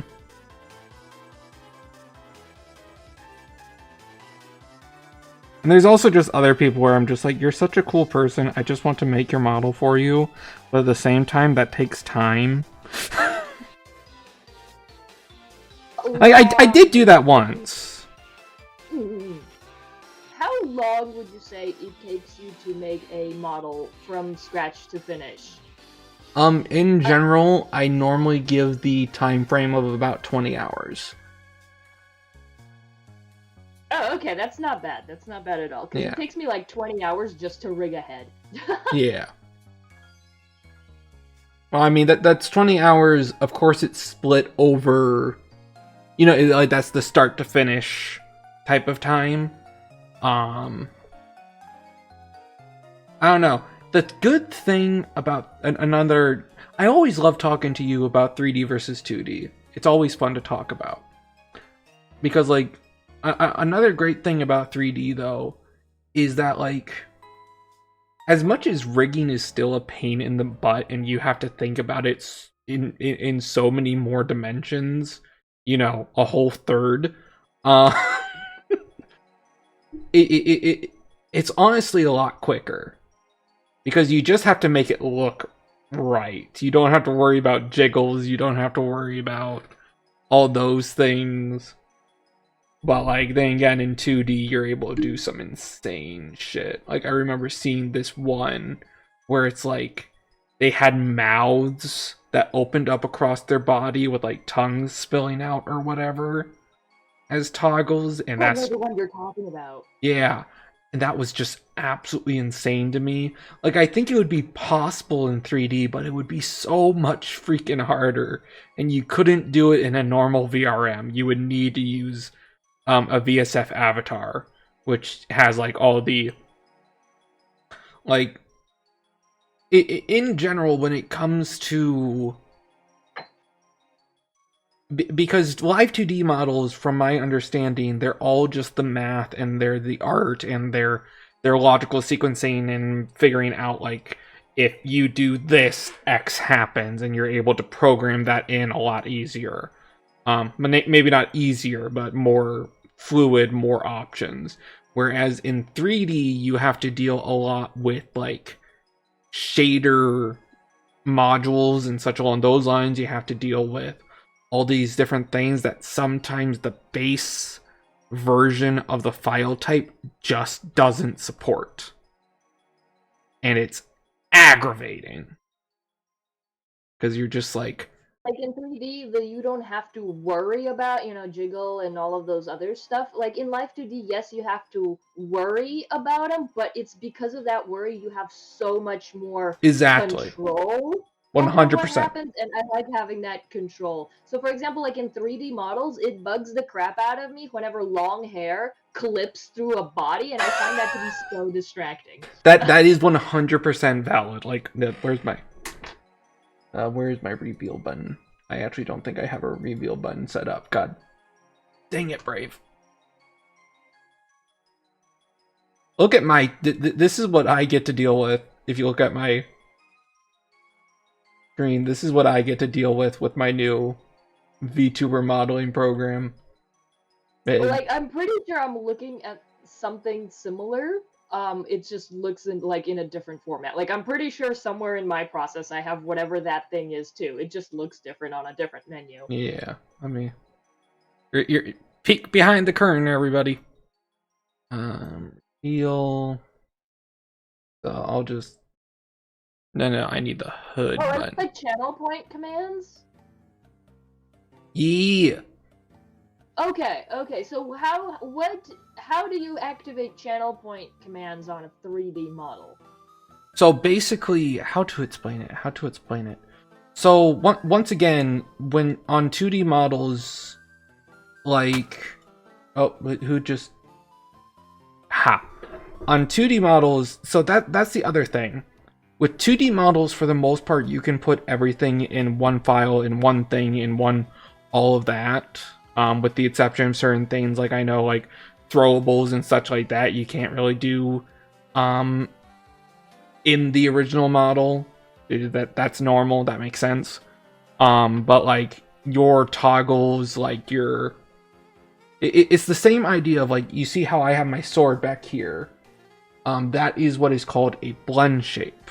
So like with that example we were talking about earlier with like the mouths and the tongues and whatever, that would be the equivalent to a blend shape, where it's like a change in transition. It's an explicit change in the model's form that can only happen via a whatever. Most of the time when it comes to 3D models, or I think this is true for 2D as well, it's really the matter of the program you're using. Like I am using VNyan. Yes, that is its name. It's VNyan. Got it. I think I had it downloaded, but I never opened it. Yeah. I think you are able to do 2D in it as well, but it requires a lot of workarounds. It probably doesn't have the same features as VTube Studio. VTube Studio is just an absolute goat. Like Denshi, like the person or the company that like made it, they're like, all right, we're gonna be better than all those other guys on the market, and then when we are, we're gonna continue to be better. It's like the PRPR Live, whatever that third one is, they never had a chance. Yeah, let me. Where's my? What is the name? It's just Hood, right?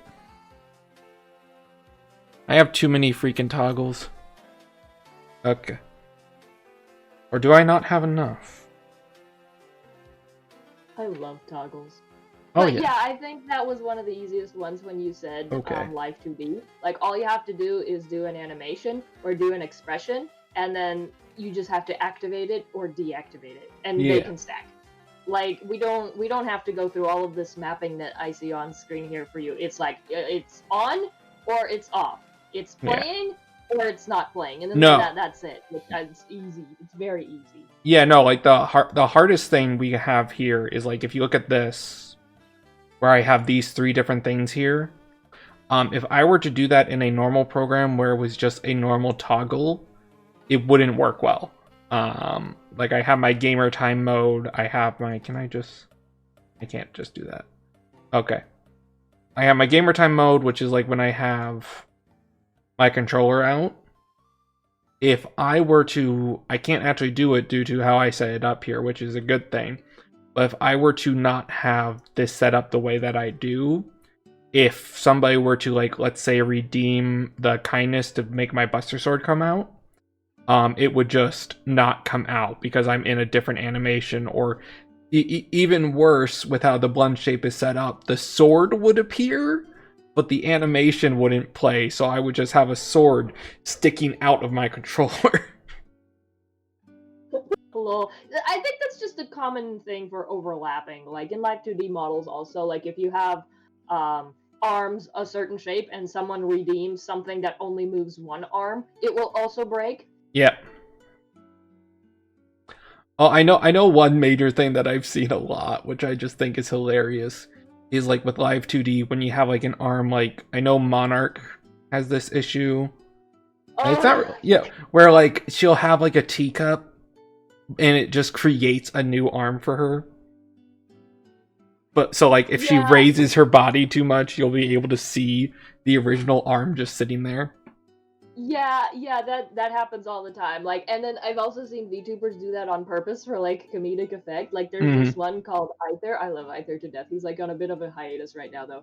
And then whenever he's doing a stream where he's like reading off Reddit posts from Am I the Asshole? Hilarious time, by the way. He'll have like both of his normal arms like on a VTuber model just fine, and then he'll have like an accessory arm holding a book in front of him, but he'll Okay. also put it like slightly above the screen so you can see all three arms flailing about, and then like that's on purpose for comedic effect, I think, anyway. Oh, I'm sure it is. Where's my... Okay, audio lip sync. Yeah. Why not? It's better to do it this way. Make smoothing. Okay. Anyways. Yeah, because I have pretty much learned that I am never, just due to how my face is, I'm never going to be able to properly do mouth syncing. So audio mouth syncing is kind of the way I have to go. Luckily, my face is not visible most of the time. Beard thing? Is it a tracking thing? Is it It's- a lighting thing? It's a perfect storm of just my facial features. Because I do have a small mouth. I have a beard. I have small eyes too. So like that's a problem. It's just, and I also have like a really big upper lip comparative to what I should have, or bottom lip, I should say. So it just doesn't track properly. Like even when I'm clean shaven, it gets a little bit better, but not great at all. Like even like the. Go ahead. Go on. Have you tried the trick where you offset your OBS audio input by 100 milliseconds? That's not the issue. Like that most definitely would be something that would help, I suppose. But that's not the issue. I mean, so with everything, like like I have a camera that is tracking my lips and everything to make the mouth shapes and to tell when I'm surprised and so on. It's not toggles to do all those different things. So yeah, like that's a whole nother issue that I do need to think about, but I haven't seen anybody really complain about it, so I'm not worried about it. I saw on a Reddit post a while back, and this actually circulated a while, it was like a year or so ago, but it circulated a bit, and I thought it was interesting. They were like, did you know that if you wear eyeliner, the contrast between the eyeliner and your eyes helps your eye tracking? And also, if you wear, like, lightening makeup on your lips, and then wear lip liner, you're gonna look ridiculous, but the contrast between the makeup and your skin will help the tracking go better. And then I Yes. saw like a bunch of guys doing like a meta where they're like taking pictures of their makeup setup, and it was guys. It wasn't girls at this point. It was hilarious watching them do this, and it was guys posting selfies of their makeup setting, and they're like, "Holy shit, this actually helps my tracking." No, it 100% does. I mean, that's just how it is. Because it Great is, makeup selfie one. yeah. What computers track. This is the number one thing that a lot of people don't understand about face tracking and about all these things. Computers, they don't see in black and white, but they might as well. You know? Like, they recognize everything based upon contrast. They don't recognize anything based upon, like, any insane mathematics or anything. It is all about contrast. So if you are a more contrast appearance, if you do have like really bright lips and a light complexion or something, that will track a lot better. That is Which is unfortunate for like some of the darker skinned people, because you know their eyelashes will kind of decontrast against their skin, or their dark lips will decontrast against their skin. So it's like, yes, it's a little unfair, but it's not inherently racist. That just kind of how contrast works. And I'm sorry, and we should be working on a fix, but like right now, that's the explanation for it. Yes. That is 100% it, and I remember hearing people being like, face recognition is racist, and I was just like, no, to be fair, it is made by a bunch of white guys, so it does have more white faces that are being used for its calculations, but nonetheless, it is a lot more about that contrast stuff. Which just sucks for people with darker skin. And you are completely right that we do need to try to fix that. as a society. But also, like, with my limited 2 brain cell knowledge, if not contrast, then what? The only way to get something good enough, it would require us getting to the point, or like 5 millimeters away from quantum computing, and we are decades from that at the very least.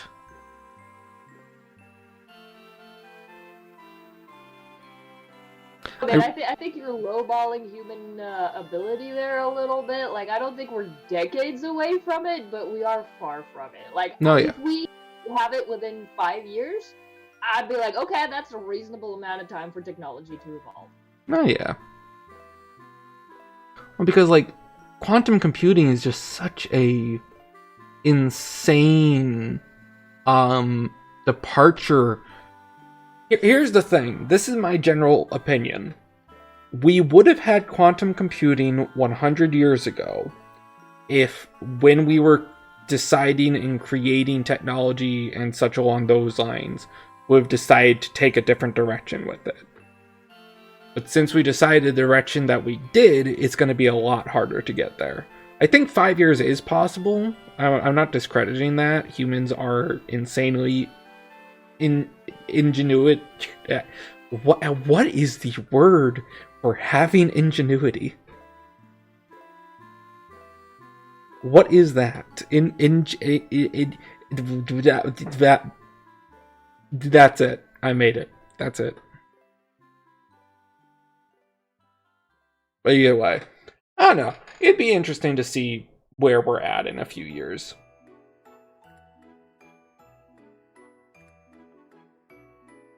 Oh, something other to completely go off topic. Not that everything is not a tangent. Another really cool thing about this model program I'm using right now is that it has a breathing mode. Like if you look like You don't just have a breathing mode? Like, that's pretty standard across Life 2D models. What? Explain! No, like you see how my chest is rising and everything? That is not standard on 3D programs at all. It's not? Okay. No, you would have to like set up an animation or something for that. You would have to do so much more in-depth bullshit to make that work. Rather than just having like, because essentially with 2D models, by what I understand, you can kind of just have like a pendulum setting going on that will, like, let's just say like increase the scale of the chest, decrease the scale of the chest to mimic breathing or something along those lines. Like you can just have like a little timer pendulum type thing that's just going for that. Not right. So like the program, it breathes for you. Okay. So like whatever program you load your model into, usually will move that parameter, chest out and chest down, automatically for you. The camera doesn't even have to be turned on. It just like, it sets a rhythm and it moves that model for you. Yeah, that's what I was just saying.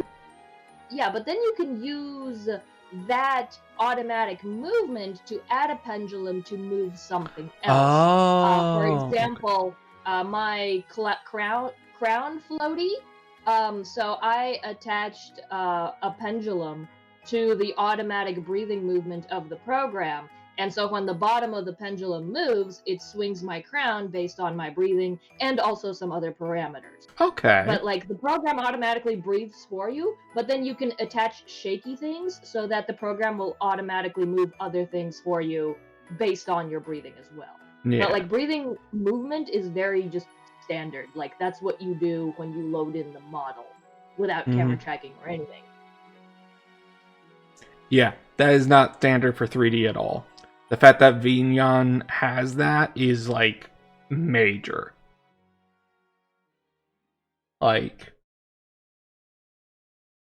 major for 3D models. Like I have, where is it? I have tracking effects. Like there's expressive body tilt, so whenever I move, I know this is pretty standard on 2D models as well, but like whenever I move, like my body moves differently. and like my breathing motion. Like, let's do this. And now I'm moving more. This is not normal for 3D at all. What does this look like? Standard on Live 2D models either. It does take quite a little bit of elbow grease to make it that way, but it is very possible. It's not Yeah. like a hair pulling out kind of difficulty thing. Yeah. But once again, as you said, like those pendulums, that idea is innate to 2D models. Every single program you have is going to have like essentially like a little timer going back and forth type of thing. That is not standard for 3D. I also have like an arm sway. That's why, yeah, like I think that's why, like if you ever look at the Live 2D rigger side of Twitter, I'm not calling it X. They're so happy and proud of showing off physics. Like physics is always like the big thing because it's like I have all of this control over how things shake and move. Let me show to you what I did with all of these tiny little pieces and all of these tiny little pendulums. Yeah. Just messing with all my... What's really cool about it in this is like I have an animation set up right now, but it's still affecting my stuff a little bit. Like normally I would have to make this a setting like in Unity. I would have to give my bones like the jiggle physics type thing, like with my hair. Jiggle, his jiggly bone. No, because everything is bones. Everything has bones. Rana's tentacles have bones, and too many of them. Which are those little diamond-shaped thingies with the circle? Yeah. Like, technically, we have those as well in Live 2D. Usually, most of that stuff is under, like, rotation deformers. That's technically a bone. And then when I remember you doing a stream, like, a while back before your hiatus, where you were, like, coloring, yeah, I know that's very similar. In, like, different, rainbow colors to make sure, like, which bone had priority. What was it, like, weight painting? Weight painting, yeah. Yeah, so, like, we also have something similar to that, but it only applies to glue, and we don't use glue on everything. So it's like we're taking some ideas from 3D, but we're only applying it to the effects that we need. It's not on the whole body. No, that's fair. And that's another really cool thing. I love how 2D and 3D pushes each other. You know, like... Absolutely. I wholeheartedly agree. It's like, oh, well, the 3D people are doing this. Oh, well, we're gonna do this. And they're like, oh, the 2D people can lean. Well, we're gonna have this now. And it's a very friendly rivalry that I absolutely adore. I just wish I had the computing power to get elbow deep into, like, 3D to, like, see what the other side is like. Oh, yeah. Well, it doesn't take that much computing power. Like, if you're able to run... Like this, I think this is the biggest thing that people don't understand. Live 2D and 3D honestly take about the same amount of computing power. Like 100%. It depends on size, because my file sizes are pretty small because of computing power. But also, I have a bone to pick with Blender after crashing after I delete my cube.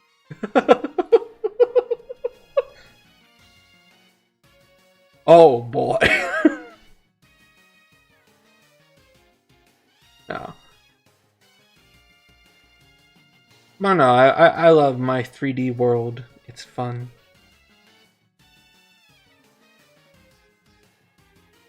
I do like the fact that you're able to do like a 360-degree turn and you're able to do like weird angles, like top down. It's like it's all there. There's no movement that you have to do. You just have to rotate and boom, you're there. Oh yeah, like that's the number one, like, and like 2D is trying really hard to do that. But it also it's possible, but goddamn is it difficult because you need all of the pieces to cover up all of the empty stuff. No, like I remember seeing somebody was able to make like a full rounded torso that was like able to rotate and everything, and it Oh looked like god, it was yeah. hell to make it work. The amount of parameters alone was an absolute nightmare to even look at. Mm-hmm.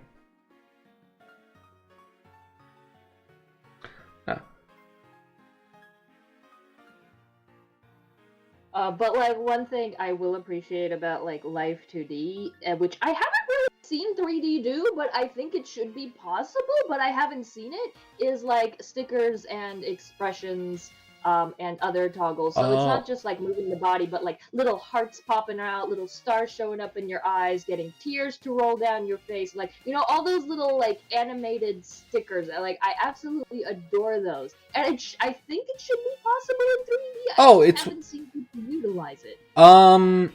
look up Girl DM if you haven't. A few of her 3D models do have stuff like that, and they're done really, really well.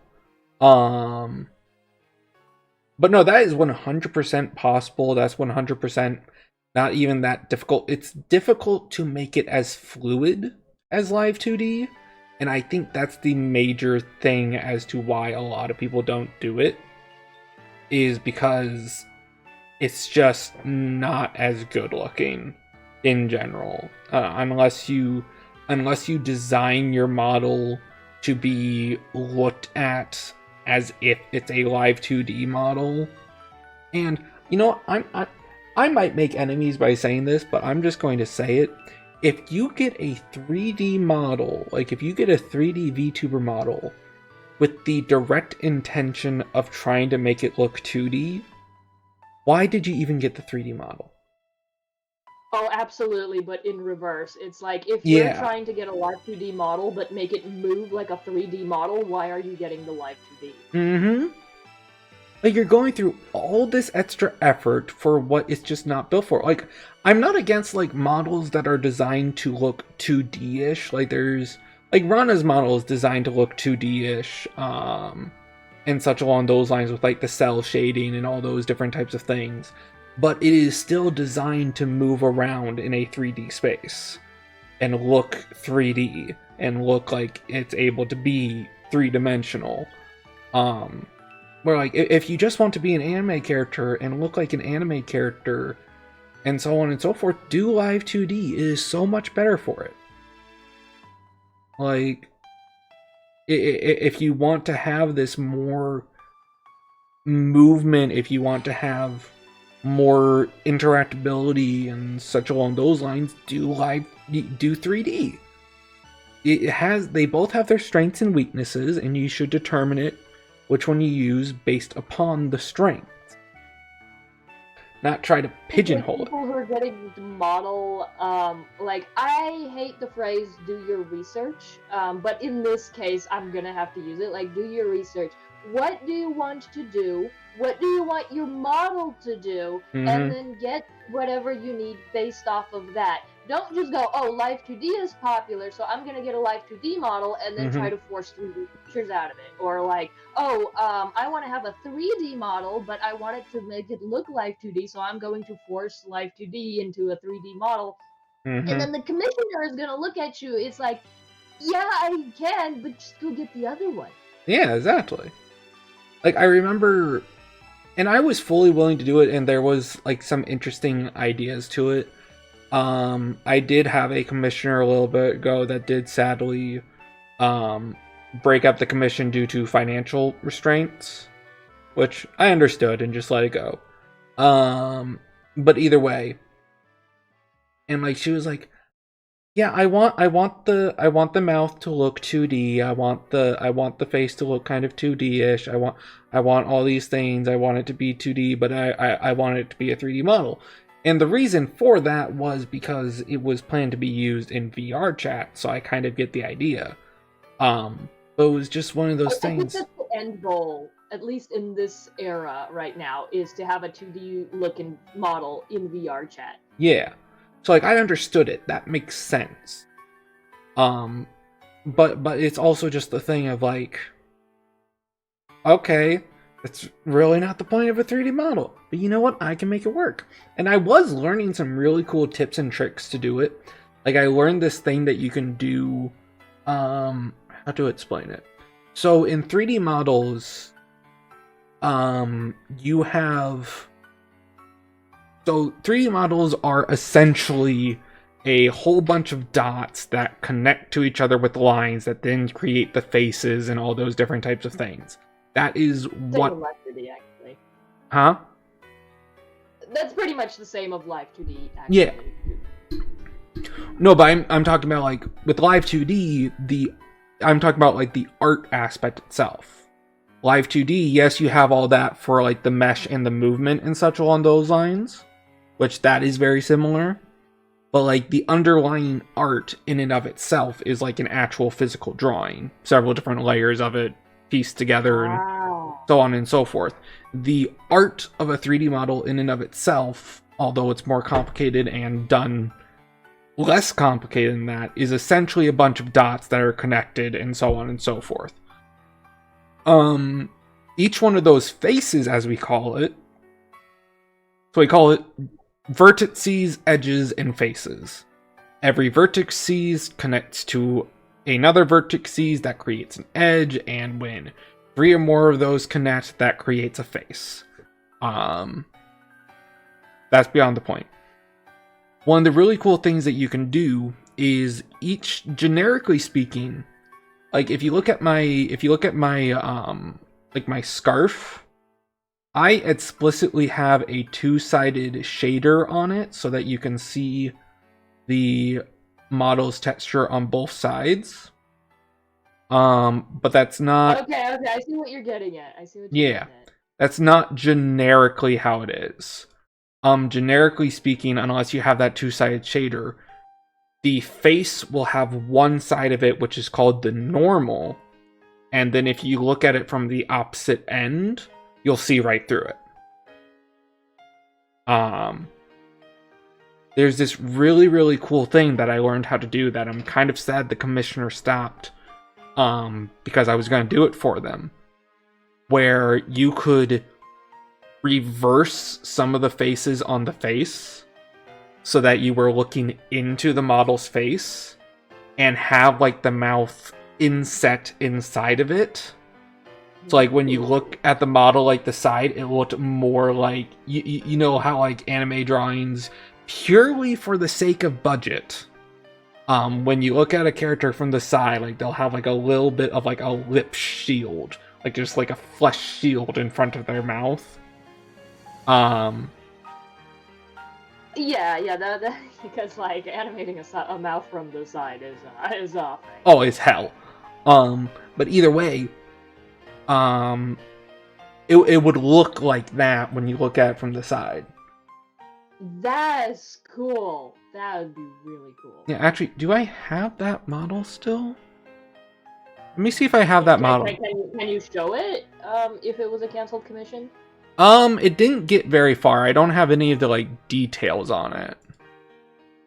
So I would say, yeah.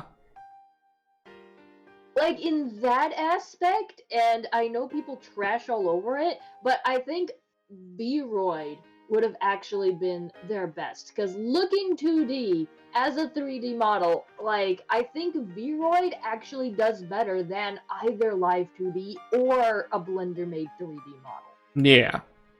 Because if you know your way around Vroid and you know how to shade those models and you know how to use Unity to like spruce those up with non-Vroid features, like Vroid models can go really, really far in the right hands, and sometimes even better than either Live 2D or Blender 3D.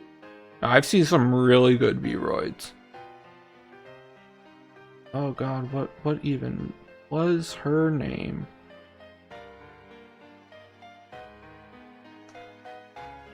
Who's like, oh, there we go. Oh, who's there?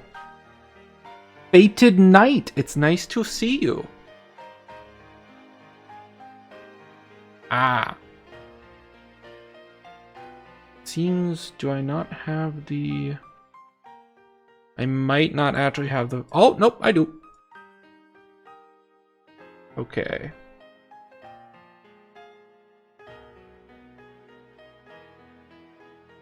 Okay, let me see. I believe I need to go. Okay, this is gonna look a little disturbing at first. As I said, it didn't really get very far. It's like, here, let me get rid of the character image because I don't want to do that. And good. We are discussing 3D versus live 2D models right now, and it's Yeah. been a very, very insightful conversation. Oh yeah, because if you don't know too much, like I do a lot of 3D stuff. This is DGen Rita here, a friend of mine. She does a bunch of live 2D stuff. And we like to shoot the shit and go back and forth with each other every once in a while. Hey, thank you so much for the follow. Okay. So you definitely know Rita. Never mind. Oh, Faded bullies me on my streams all the time. Like, Awesome, good to Faded know. is the first one to press all of the bully button readings. Good. Should I be scared? Anyway. So Once Faded gets some points, yes. So as you can see, like when you look at this now, because it's on a specific setting, and I know you're gonna be delayed because the stream is delayed and whatever.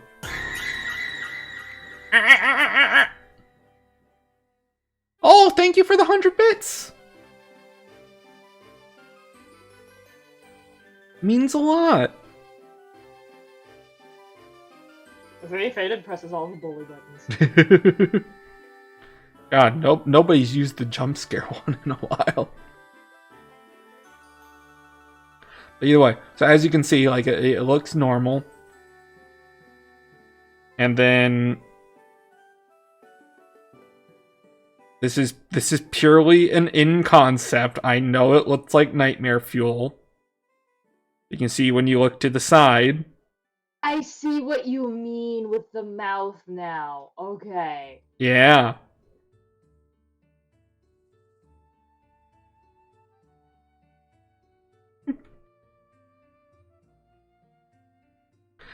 So it looks like it's from the side and everything, and it's so cool.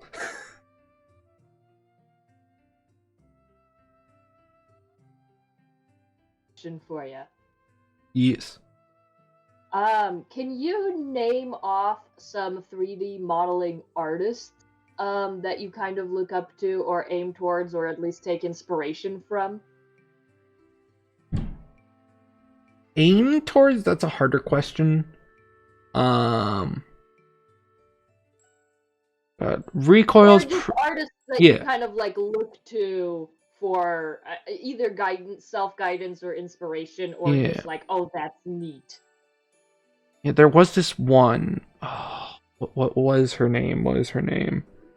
Well, there's the Art Gun. He's really cool. He does a lot of really cool, both live 2D and 3D stuff. Art Gun is also like does live 2D. Art Gun, I think, helped build V-Bridger for live 2D.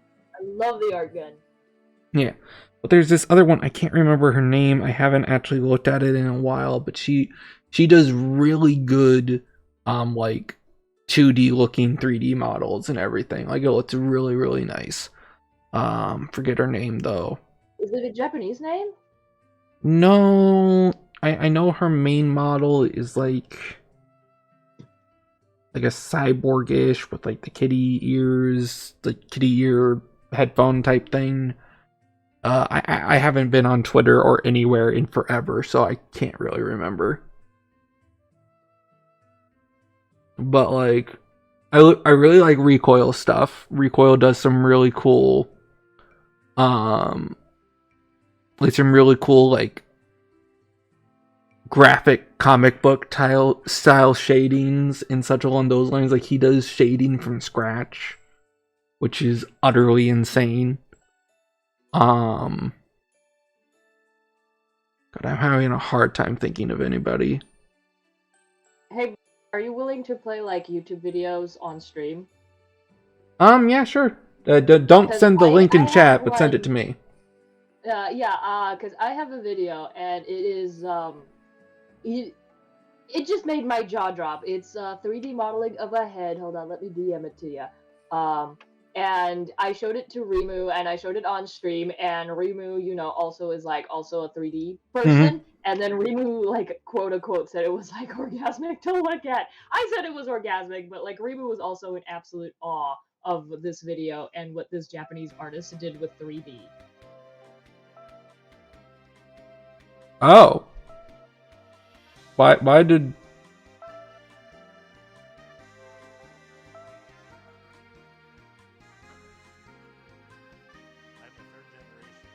Very sorry about that, Faded Knight. I don't know what you did.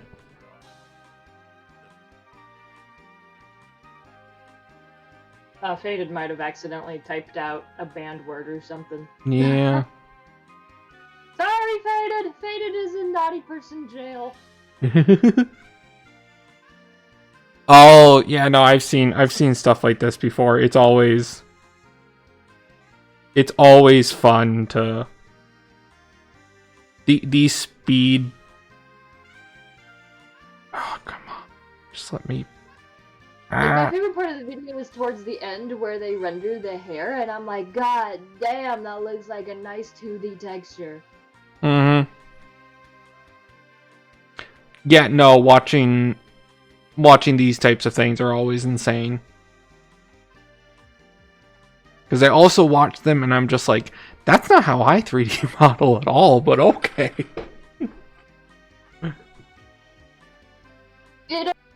This person has more, vertices and faces in the other one than your models do. So I'm thinking they got like beefier setup for their projects.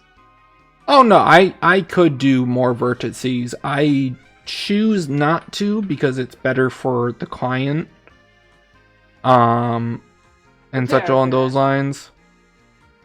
Like, the user also has to have a pretty beefy setup in order to move all those vertices and faces. Yeah. Well, it's like, you can do a lot of this crap with textures over doing everything via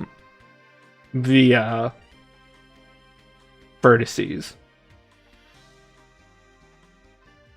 Oh god, the eyes are blinking.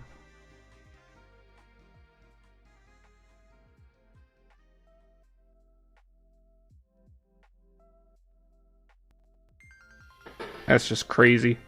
Well, the strands in there. I'm like, oh my god. Mm-hmm. Hair is definitely something I need to get a lot better at. I'm just a little too impatient with it. Oh, hair in Live 2D is also like an absolute pain in the butt.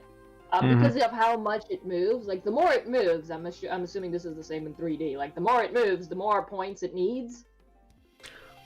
Yes and no. Hair is, like, so... Yeah. It's more...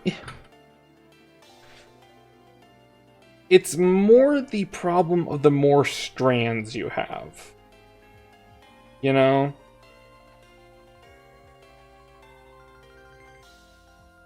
And like, it's... you see, like, all those little strands in the ponytail? Like, oh, damn. yeah. Oh, gee. Well, it's also, you can see... They're not really being... I tried to make my models a lot more efficient. This is like an upscale, holy crap type of model, which is cool. But it's just not very effective for streaming. Or practical use. Like, I get Yeah. it. It's heavy. It's a lot. It's... But, some people do have, the ability to pull that stuff. Oh, yeah. And I'm assuming that's what the client here wanted. Mm-hmm.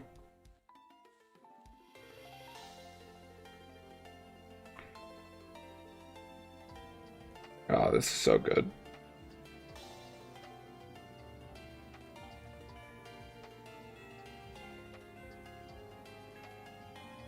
Like, I think I was introduced to 3D by a guy named Shanzo. That sounds familiar. Because he did a lot of 3D models for Live 2D VTubers, so they could also work in VIA Chat. Like, I think he did Yenko's model in 3D, last I remember. It's just unfortunate that the dude's a bit of an ass. Oh, no. So it's just like, whoa, that's a hand. It's just unfortunate, like when some like absolute genius creator ends up having a personality that's like not the most savory, to put in light terms. It happens way too often, and it upsets me so much.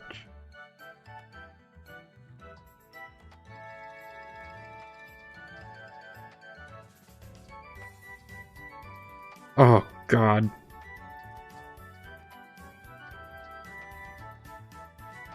See, on one hand, a lot of this is like really, really good. On the other hand, as a minimalist, some of this topology is making me sick. I try to straddle the middle ground when it comes to Life 2D, when it comes to like over the top and then also minimalism. Like I do try to kind of straddle that middle ground.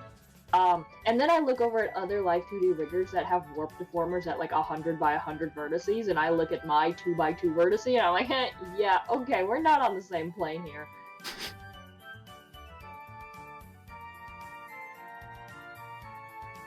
Oh, jeez.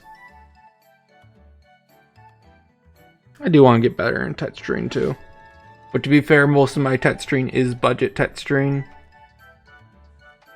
It's explicitly designed to be cheaper for the consumer. Yeah, so like, with all of that work that was put into this 3D model, like, yes, it's quite visible how much higher quality it is, but for the purpose of streaming, I honestly think a well-handled Vroid could have gotten very close to this. Oh yeah.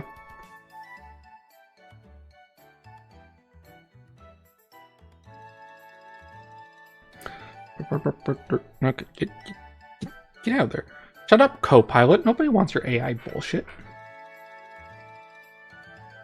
I upgraded to Windows 11 recently, and I'm kind of regretting it. Because it just keeps bombarding me with Copilot stuff. Which is like Windows AI thing, and I'm just like... I am an artist. You know how in the box it says, like, ask me anything, and I'm like, how do I turn you off? And it's like, well, I can give you a Google results on how to turn off the entire computer.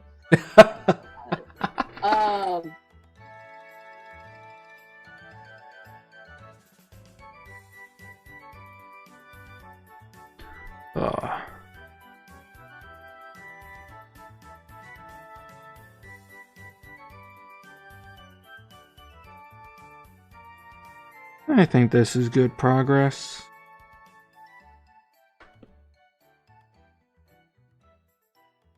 Yeah, I got a Pokeball casino figured out. Have to make it exist.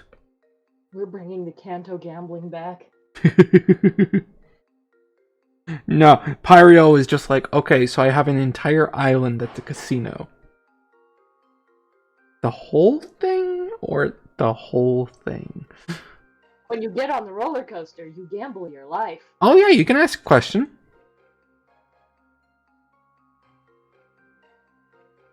Go ahead, Faded Knight.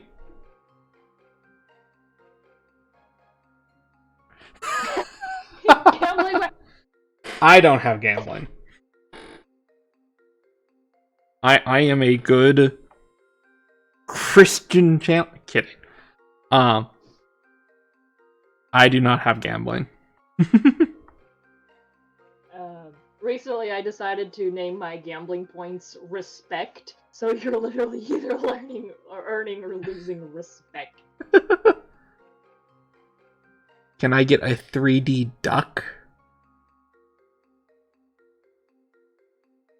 Like, just make a duck in 3D?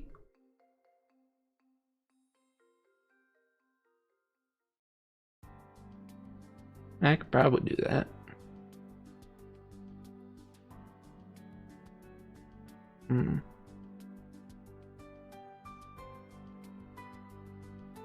Oh, I'm getting a little tired.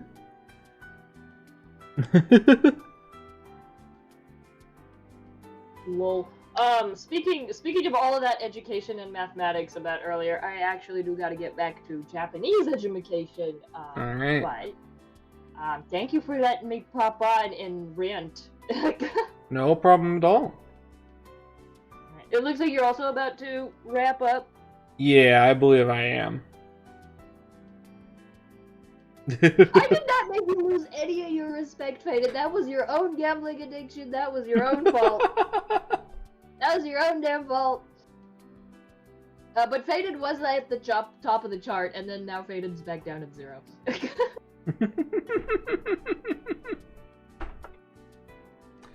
Alright, good luck with your Project Brave. I'll try to pop on to, like, I don't know, maybe another stream of yours, because if it's on a weekend morning, I can definitely make it. Yeah.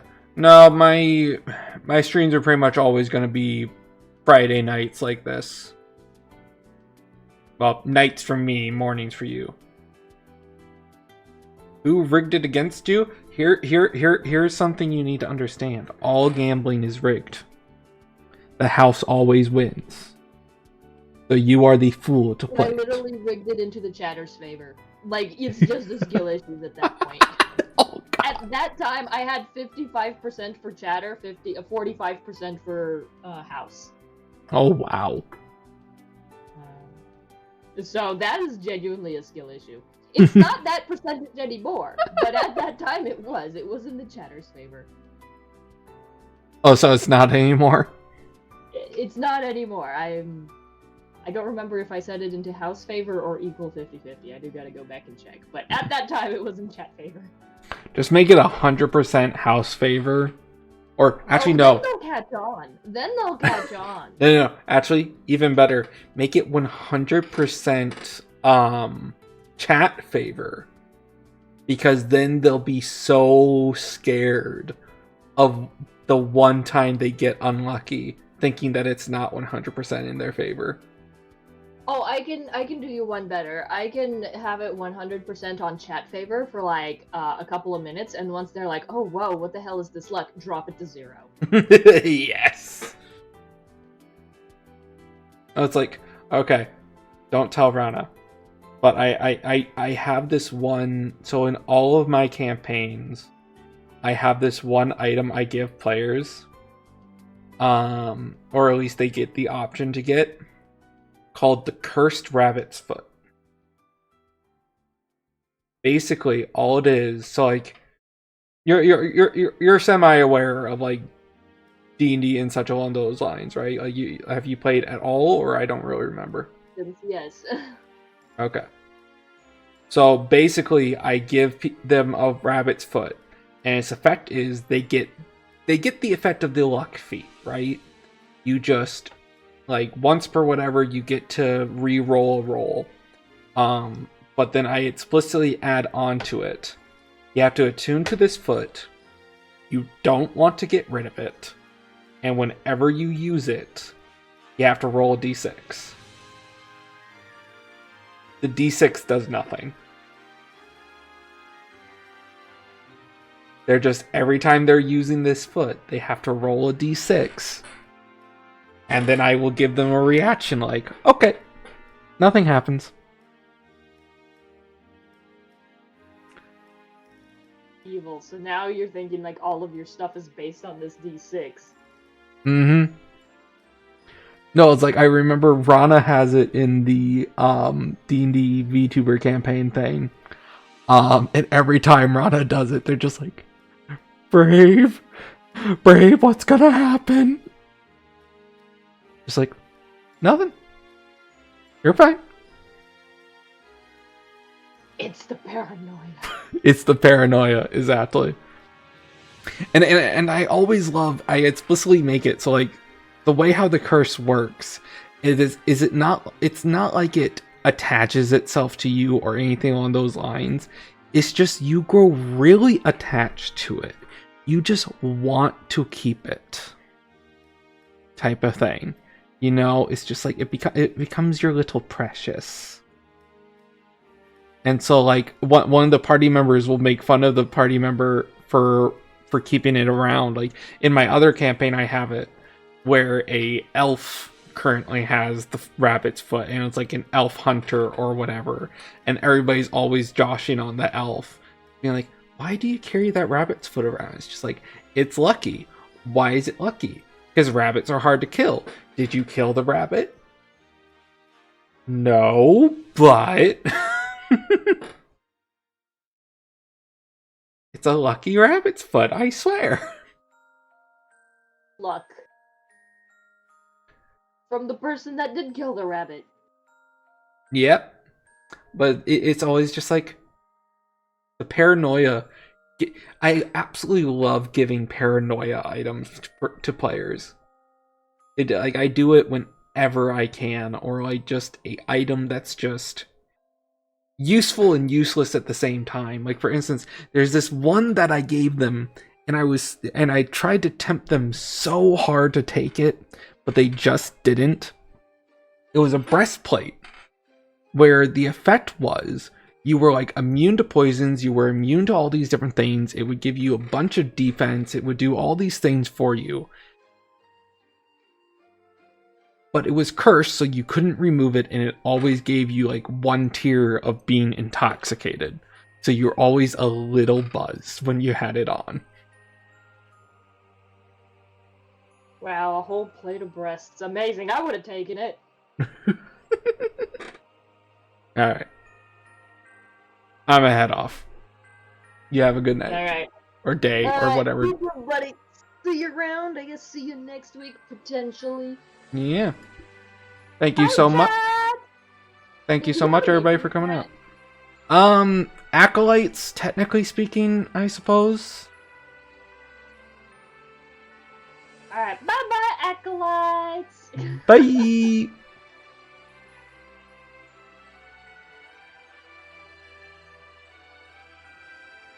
See you later, Faded Knight. Thanks for coming by.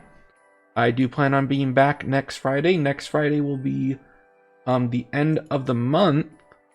So that means I will be doing a stream on my tabletop RPG in some way, shape, or form. Y'all have a good night.